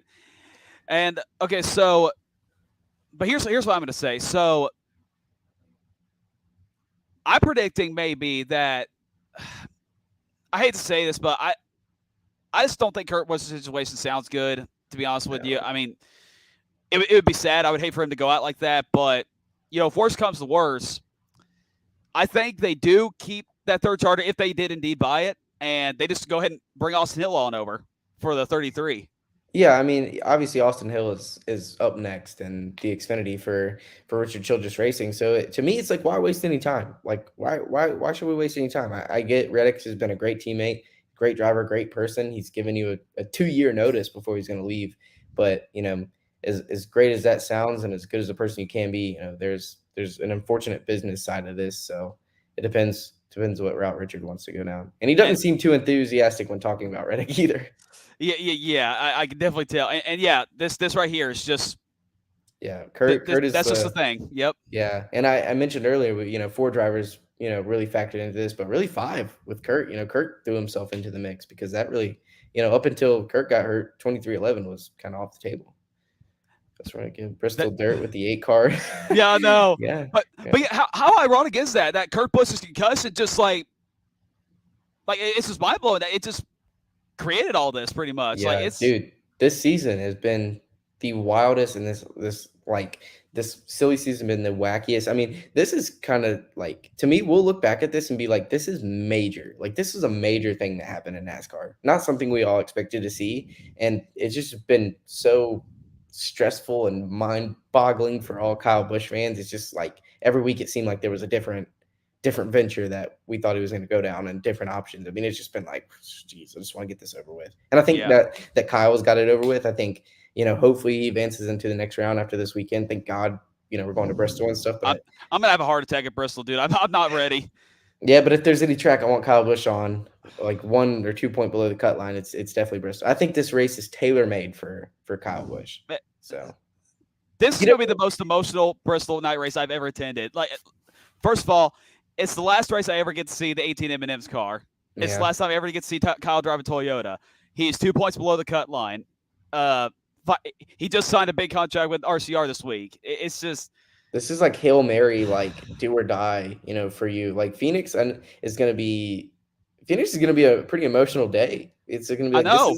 This is the end of an era. Since I was a little kid, all I've known was Kyle Busch in the 18 car M&Ms and stuff. And it's going to be like, wow, like this is really the end of something that was like an empire. Like the 18 Kyle Busch M&Ms was an empire for 15 years.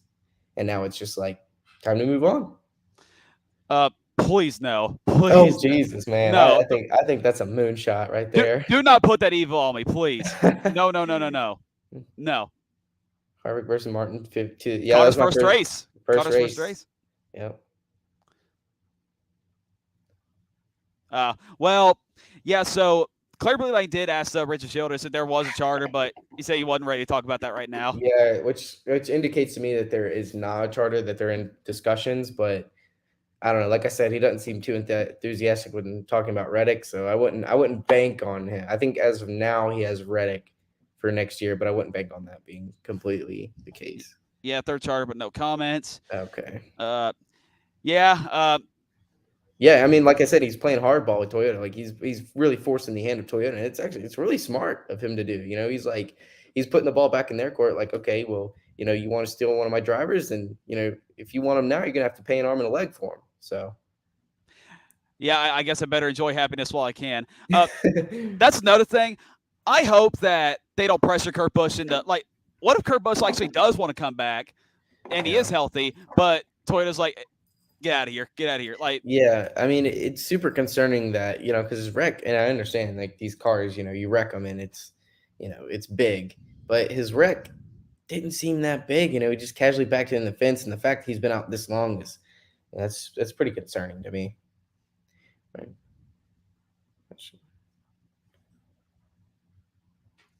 Oh, that's another thing. Dakota's gonna have an heart attack at Bristol as well. Yeah, man. He's man. You and Dakota both. Are you guys sitting together? We're definitely going to. I don't know where my ticket's going to be, but I didn't buy my tickets with the Left Turn Colt game. But okay. I'm definitely gonna. I'm just gonna say, hey, I'm a Twitter celebrity. Get out of my seat. Like it's reserved. Yeah. Well, that I mean, that's Dakota at a race too. Dakota will find himself in every single seat in that damn stadium or that damn track, and before it's he'll find himself in an infield dumpster. Yeah, me and Papa Good is just gonna follow his lead. That's it. Yeah. You know, honestly, yeah. For adding Nation, anybody want to donate?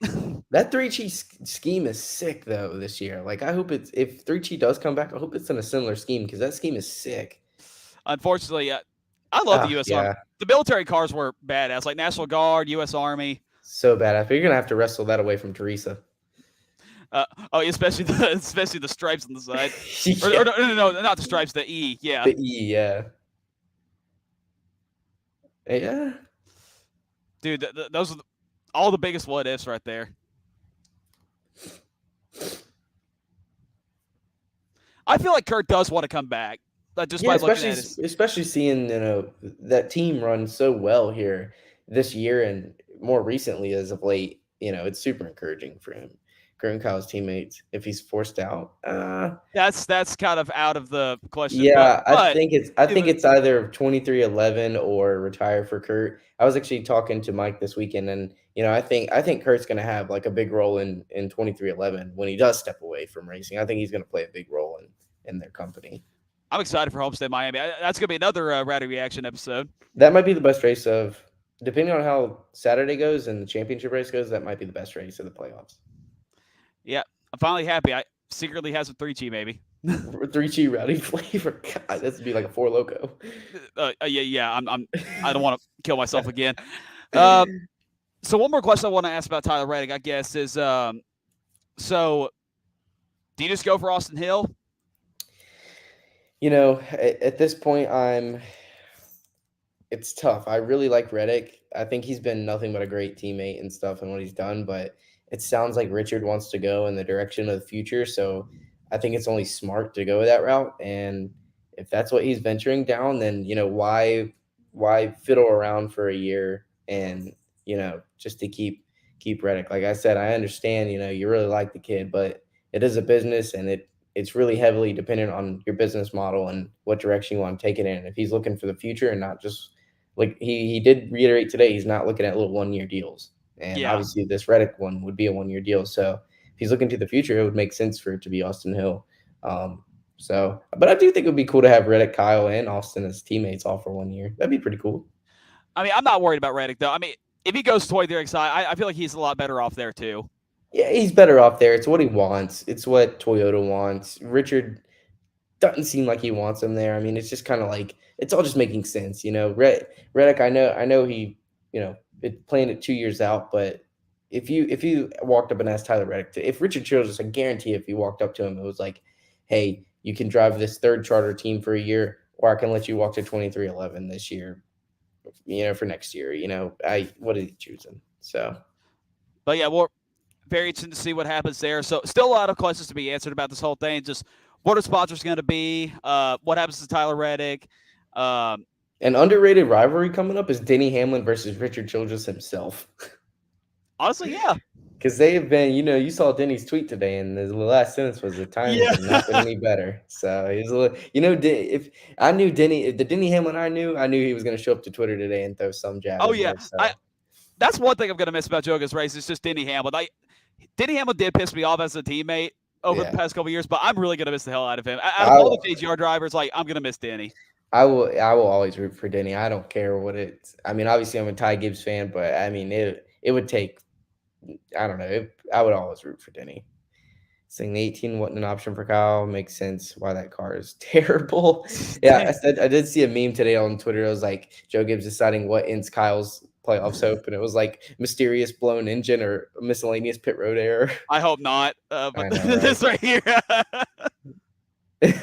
I mean, that might be the case. Richard might drag Kyle to the bar with him. $10 million to outbid RCR to 10 purchasing a Charger. That could also be the case too. But you got to think, does Denny Hamlin have that money right now? I mean, they're a newer team. I would like to believe that Richard has a little bit more financial leeway than Denny Hamlin would to just purchase. Because you got to think, if Denny could probably purchase a third charter right now, he would. He's come out and said that it makes them more money and it's smarter to have 3 cars than 2. So. Oh, that's another thing I probably want to mention too. So Denny Hamlin, I know he said the 45 is Kurt Busch unless he says otherwise. But I mean, I think people got to understand that Denny Hamlin's not ready to buy a charter yet. He said it has to make financial sense, and basically he's just waiting on that new TV deal down in 2025. That's 3 years from now. So yeah. So well, I think until that deal goes down, we'll see 23XI with 2 cars. Yeah.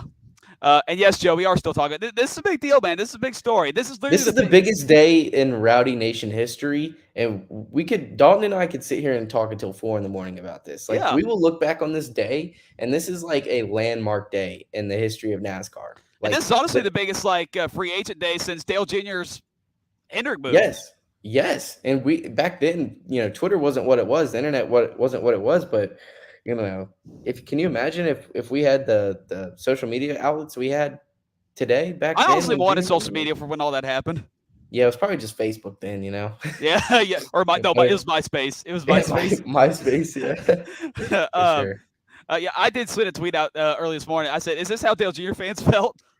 Honestly, I need to go find my nearest junior fan and ask him. Larson Elliott, Busch, Chevy now is 3 of the most talented. Chevy is really making a comeback, man. As a manufacturer, they're getting some heavy hitters. Obviously, they had Elliott, but to secure Larson down and Kyle Busch, they've got heavy hitters in their stall.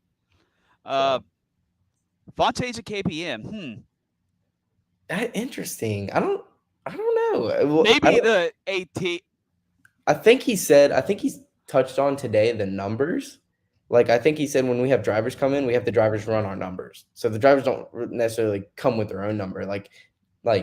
They have, correct me if I'm wrong, they have the 4, the 51, and what else? 18. And 18. So yeah, they said they have that set of numbers, and they, the drivers come in and use their numbers. I'm predicting the 18 is gone. 18's probably gone. Yeah, I don't know.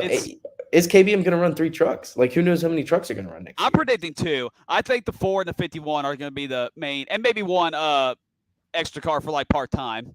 Yeah, you know how awkward it's going to be walking into KBM and seeing all the Toyota display cars that he's won races and championships with. In a Chevrolet shop, yeah. This is awkward. I hope he gets the 18 just to be petty. Yeah, that'd be funny if he owned the rights to that. Yeah. So honestly, I think that's going to do it. But I guess I want to get my closing thoughts. Hunter, you already gave yours about the whole situation. Let's hear yours. Yeah, because a lot of people are asking me about it. Everybody kept saying, "Hey, Dalton, how do you feel about it?" So I'm like, I don't know. Just tune into Left Turn Colt tonight. You'll find out. Right. So I guess here it is. So just to recap everything, it was just a sad day when M&M's just decided to just leave. But again, I didn't think we would be in this position today. I thought for sure that Kyle was going to get another sponsor. I still thought he was going to retire Joe Gibbs Racing. I mean, we said that for years, but unfortunately, it just didn't work out that way. I'm not too mad at Joe Gibbs Racing. I mean, I thank them for everything they've done the past 15 years. They took a chance on Kyle. They could have easily fired him after the Ron Hornaday incident, and there were a lot of other incidents besides that. And they decided to stuck with him. And M&M's did the same thing too. M&M's about to back out because of that thing. So, you know, I'm very thankful for that.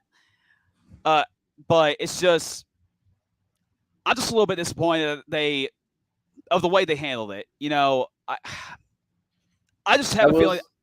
I will say that I personally was more heartbroken when M&M's backed out, because that was just like, that was completely unexpected, and that was like your girlfriend texting you and breaking up with you right there over text. I think once we got to like July and obviously August, the writing was on the wall for what the future was going to hold for Kyle Busch. And you know, another underrated sad breakup is Norm Miller, Interstate Batteries, and Kyle Busch. You know how many cool schemes we've seen with that. And Norm and Kyle are close. Like that partnership's obviously not going to. I also thought Interstate Batteries was going to step up too, but you would think, you know, because they did. They were JJ and Dale Jarrett and Bobby Labonte's, and they certainly have the financials. And see, Norm Miller was dedicated to Kyle, so you would think that, yeah. So yeah, like I said, I'm just very disappointed in the way they handled the whole thing. I just don't think they tried. Yeah. But I mean, I get it. It's business. I understand. And once again, I have no problem with Joe Gibbs Racing wanting Ty Gibbs to come up there. I mean, you're taking care of your grandchildren. That's 100% fine. I just hate you had to give the boot to your best driver just to bring him in. But again, it is what it is. I mean, I wish Ty Gibbs the best. I know he's going to light it up in the Cup Series. I mean, he's ready. We all know that. I'm excited to compete with him in the Cup Series. I do hope we beat him most times. Dude, can you imagine some KFBs and Ty Gibbs battles down the line? You remember Richmond? God, yeah. Richmond, you know, I will say as a Kyle Busch fan, Richmond impressed the hell out of me out of Ty Gibbs, because Kyle and Ty Gibbs are close. You know, he looks up to Kyle. And so Kyle gave him a little bit of a bump going into one, and Ty went down there and shipped him into turn 3. That did piss me off. And so I was like, Ty's not taking shit here. Yeah, that did piss me off. It reminded me of the Dale Jr. and Kyle Busch Kansas wreck when Jr. wrecked Kyle, and Kyle said he's wrecking next year's equipment. Yeah, that's true. So basically, just to recap, a little bit disappointed in Joe Gibbs Racing, but again, they've done a lot for Kyle Busch fans. The same M&M's has done the same thing. I wish them the best. Good luck to Ty Gibbs in Cup Series. But as for RCR move, it was the last thing I wanted, to be honest with you. I mean, I tweeted it lots of times when Kyle had the options. I said I want all but RCR, because I just didn't trust. I didn't trust RCR. But here we are. But guess what? It ended up happening. And Bob Huckers thought, oh, okay, well, I doubt that's going to happen. But again, here we are. Yeah.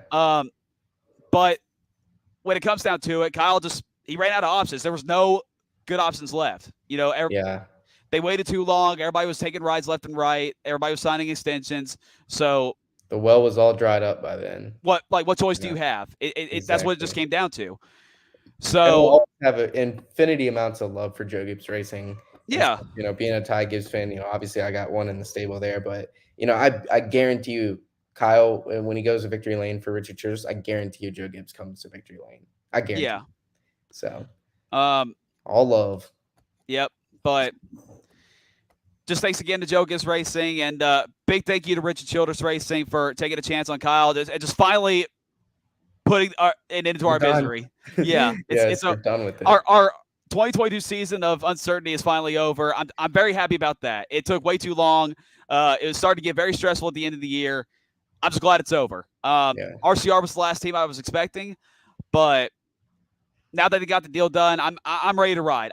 Honestly, I'm ready to pull a Kurt Busch 2012. Like, I don't know if you remember, but this is when he was with Phoenix Racing, and of course, Phoenix Racing was a poor equipment team, and Kurt had a lot of rages last year. They were just ready to get him out of here. So, just go ahead and just make the switch to the 8 car for the rest of the year. Then just go ahead and get started. Obviously, that's not going to happen, but But I'm very curious to see what happens. I'm hoping for a great season. I'm hoping for a lot better than the past couple years. It was just time to move on, really. The past 3 years have been a struggle. I don't know how it got to that point. I don't know like what happened. I'm very curious to see like what happens at the end of all of it. But I blame know. this all on Adam Stevens. Well, yeah, and that's another thing. Adam Stevens, bastard. Yeah, Adam Stevens like just said like I'm going to do my own thing, and I feel like Kyle and Adam were having trouble after that championship winning season, and then that put him in this situation. Kyle's like, okay, this ain't going too well. Yeah, but I did. I was a Richard Childress hater too. Just like I said, just because of the 2011 Kansas incident. But of course, that's 11 years ago. I mean, I don't care about it anymore. I kind of forgot about it. I forgot about it too. So, until it was a hot topic. It's funny laughing about it now. But just thanks again to Richard Childress. I'm excited to have my favorite driver work for him. I'm just excited to see what the future holds. Hopefully a Daytona 500 win. Hopefully another championship. I can't wait to see what Kyle does for that team. It's going to be awesome. Very sad that I got to do a whole rebrand as well. Yeah, I hope most of the stuff stays, man. I know we're talking this weekend, and you said that a lot of it's going and stuff, but man, I hope you hold on to more stuff of it than you think you are, just for the nostalgia purposes. I know it's gonna look. I had an old friend, and he got rid of a lot of his Dale Jarrett stuff after Dale retired, and he was kicking himself for doing so. And so I hope, I know a lot of like the shirts and stuff you don't fit and stuff, but I hope like the knick-knack pieces and obviously the stand-up Kyle behind you and the flags and everything, I hope those stay, because those one day you're going to look back at that and be like, wow, that was a hell of a time. I will go ahead and say this. So Red is staying because he's a left turn Colt meme. The bed sheets, unfortunately, are going to be sold. That flag right there. So this honestly could be Kyle's last win at JGR ever. And that was such a fun night. Like, we went to the Bristol dirt race. Kyle just won out of nowhere. And it's covered in dirt. I brought that flag with me. And there was like dirt all over the stands. And it was just dragging everywhere. And there's like dirt all over the sides of it. And I had Kyle sign it like right after the race is over. I'm like, you know what? I can't wave this anymore. I can't bring this to the track anymore. Like this you got to retire it. Put it in the Smithsonian. Yep. Well, when I get the Bristol dirt diecast, I am planning on like doing a big display for it. Like, I'll have the flag, the picture of me and Kyle, and then I'll buy like a jar of the Bristol dirt and pour it inside the case where I'm going to put the diecast. So that's do you know how expensive? And I know they're already expensive, but do you know how expensive his double sweep pack is going to go now for? On both doubles? Like, I know the 2010 is like almost ungodly. I gave up on that one. Like, that's $1,000. No, thank you. Yeah, absolutely not. But even the 17 one was a little bit attainable there for a while. Even I was thinking about pulling the trigger, but now it might crawl up there with the 2010s. Yeah. Well, luckily, Papa Good got me the 2017 sweep, so I got that sitting there. I would like to have the 2010 sweep set, but I probably gave up on that. It's probably not going to happen. Yeah, it's tough. But yeah, the flag's definitely going to sell. I mean, there's still going to be a lot of stuff I'll keep. Really, the stuff I'm going to sell is just, again, what I don't really wear all that much anymore, and whatever doesn't fit me.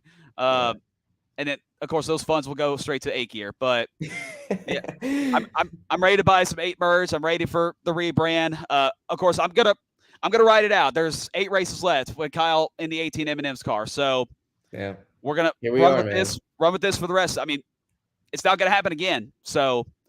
I mean, I know a lot of Kyle Busch fans out there are really upset about M&M's leaving and leaving Joe Gibbs Racing, but no matter what your feelings are, you got to enjoy it. This is going to be the last time you ever see the number 18 M&M's car. And this weekend at Bristol, this is going to be the last time I ever see Kyle Busch drive the number 18 in person. So I'm going to go in there. I'm going to enjoy it no matter what happens. It's going to be an emotional, but dude, if he wins, imagine there would be no better send-off for you being at, a race, your home track, the track you've gone to the most in your entire life. And Kyle, your last win you ever get to see him in the 18 comes at Bristol. Yeah. So, but again, just I'm ready for the future. It's looking bright. Like Kyle said, the sun will come up tomorrow. Certainly it did. It did. Big shout out to Richard Childress today too. Just giving away a Rolex like it was nothing, pulling out $100 bill and giving away like his Halloween candy. Yeah, and he's already treating Kyle and his family well. So that's why I think they're going to get along great together. And same thing with Joe Gibbs here. Joe Gibbs, regardless of what you think about him, he's a great guy. He's done a lot for Kyle, so we got to thank him for that too. I mean, I'm upset about Kyle leaving, but again, Joe Gibbs did a lot for this man. He could have easily dropped the bat for him a lot. Yep, exactly. So even through the dark days, Joe was right there by his side. So it's nothing. Kyle Busch fans should have nothing but love for that man. But that's the goal. Just write it out. 8 more races, 8 more weeks, and then we're gonna move on. One door closes, another one opens right up. I'm ready. And like Dakota kept saying all day long, it's a business. It's a charity, it's a business, not a charity. Absolutely. You're right. You got the raw name, but we appreciate you. Colton. Close enough. Close enough. Emmett Connor, like Papa Good could give you a ticket. If I can get you a ticket, will you show up, Mr. Bunn? I will reach back out to Dalton tomorrow morning and let him know. Ooh. Okay. You will, Dalton. You'll know. I will let you know by noon tomorrow. I would love for you to come, bro. Dakota's gonna be there too. So I know. I want to see Dakota again too, and I haven't met Papa Good yet, and I would love to go to Bristol. They have hats with just the 8 on it, nothing else. That's something I so that's what I'm gonna look for. So I'm gonna go to the RCR hauler. I'm gonna find an 8 with no Tyler Reddick name and just say, "This is my Kyle Busch hat." I don't care what he says. Yep. I actually want to make like artwork already, like how Ian made like his 16 Noah Gragson hat. Yeah, I want to do something like that without selling it. Of course, I don't want to get copyrighted, but no, you get hit with a lawsuit for that. But no, there's a lot of stuff I want to make. RCR should really hire me as their merch guy because I have a lot of ideas. Like they got a third team opening up. They might have some jobs opening up there at RCR. Like I want to make like a Kyle Busch Las Vegas shirt. I want to make like a Bristol Night Race shirt. Like there's a lot of ideas I have in mind. So RCR colors too. Black, red, and white. Can't go wrong with those. Give me a call, please. Like I would love to take it. Right here. Same thing. I knew it was going to happen, and of course, if Kyle goes to a team I don't like, there's nothing I can do about it. I mean, I could probably bitch and moan, but it's definitely not going to change the mind. So RCR, let's ride. Yep. So, but guys, I guess it's going to do it. I want to give a big thank you to all the Left Turn Colt fans and all of Rowdy Nation for tuning in to tonight's show. It was a fun episode. Connor, thank you so much for coming on as well. I scrambled to find a Kyle Busch fan. Really couldn't find one, but here you are. Hey. Great episode. Great episode. Anytime, brother. It was a blast, man. I had a lot of fun. Looking forward to more Rowdy reactions, more LTC episodes every week. So, hey, I appreciate it, man. It was a lot of fun. Yes, sir. Really appreciate you. Oh, yeah. A lot of people are. There we go. Already stocking up. Cooper got a Ty Dillon Black Rifle coffee hat, but it could be Noah Gragson next year. It could be. Yep. I think Cody approves. It's a nice show as well. Cody. Yes, sir. Thank you, brother. Let's see. Late in the evening. I will cry, no doubt. I'll probably get a little bit emotional. I'll probably get emotional after Phoenix. Who knows? Yeah. So. Well, there will be a Rowdy reactions for the Phoenix race, whether Kyle Busch is in the championship 4 or not, because that's Eminem's last race. So yeah, I will be in the comments too. I will be live in them comments. Carter, thank you for being a loyal Rowdy reactions viewer as well. And absolutely, man. I wouldn't miss them, man. I love them. Glad I got you a taste of the LTC as well. So again, just thank you for tuning in. Thank you, everybody. But overall, that's going to do it, guys. But real quick before I go, just once again, thanks to all of Rowdy Nation and all of LTC fans for coming in. Great show. Love the interaction. Love the comments. You guys drive the show. I love reading the comments. Like a lot of them make me laugh. A lot of you make good points. A lot of you say messed up things too. But hey, it's what drives it, man. I love seeing it. So. And again, one last time, if you are not already, subscribe to Left Turn Colt, like us on YouTube, follow us on Twitter, Facebook, Instagram. Make sure you join the Discord as well. Just go to the Left Turn Colt Twitter page, click the bio, and boom, you're in the Discord. Buy our merch as well. Their link is in the description below as well. It's free. It's easy. Just support the show. It helps us a lot. So it would be greatly appreciated. Again, just make sure you guys subscribe. That's the main thing. That's all I ask for you to do. It's not that hard. So Dalton, I'm gonna go ahead and say if your dad can get me a ticket, I'll see you on Saturday. Okay, I will be there. Yeah, we're still trying to hear back from the elevator crew, but we'll we'll get that figured out. sure. Yeah, just thank you guys for tuning in. Love the support. That's gonna do it, C Bunn. I guess that'll be it till Bristol weekend. So yes, sir. For all the Left Turn Cole fans, we'll see you guys Monday night for post Bristol. It's gonna be a fun episode, no matter what happens. There's a lot of content coming this weekend, so that's another reason why you need to follow Left Turn Cole on Twitter and Facebook and Instagram. There's gonna be tons and tons and tons of content coming. We got a lot of stuff planned, so make sure you guys tune in. It is going to be a fun weekend. You're definitely not going to want to miss it. The Bristol Dirt weekend was fun. I guarantee you this is going to be a lot better. So make sure you guys subscribe. Make sure you guys follow everything. You're not going to want to miss it. You guys enjoy the Bristol Night Race weekend. And from Dalton Good, that's going to do it for this special episode of Rowdy Reactions, the RCR announcement edition. Connor, once again, thank you for coming on. Great conversation. Hope to have you back on again. Hey man, hey, I would love it. Anytime. Like I said, you got my number, and I'm there anytime you need me. All right, appreciate it.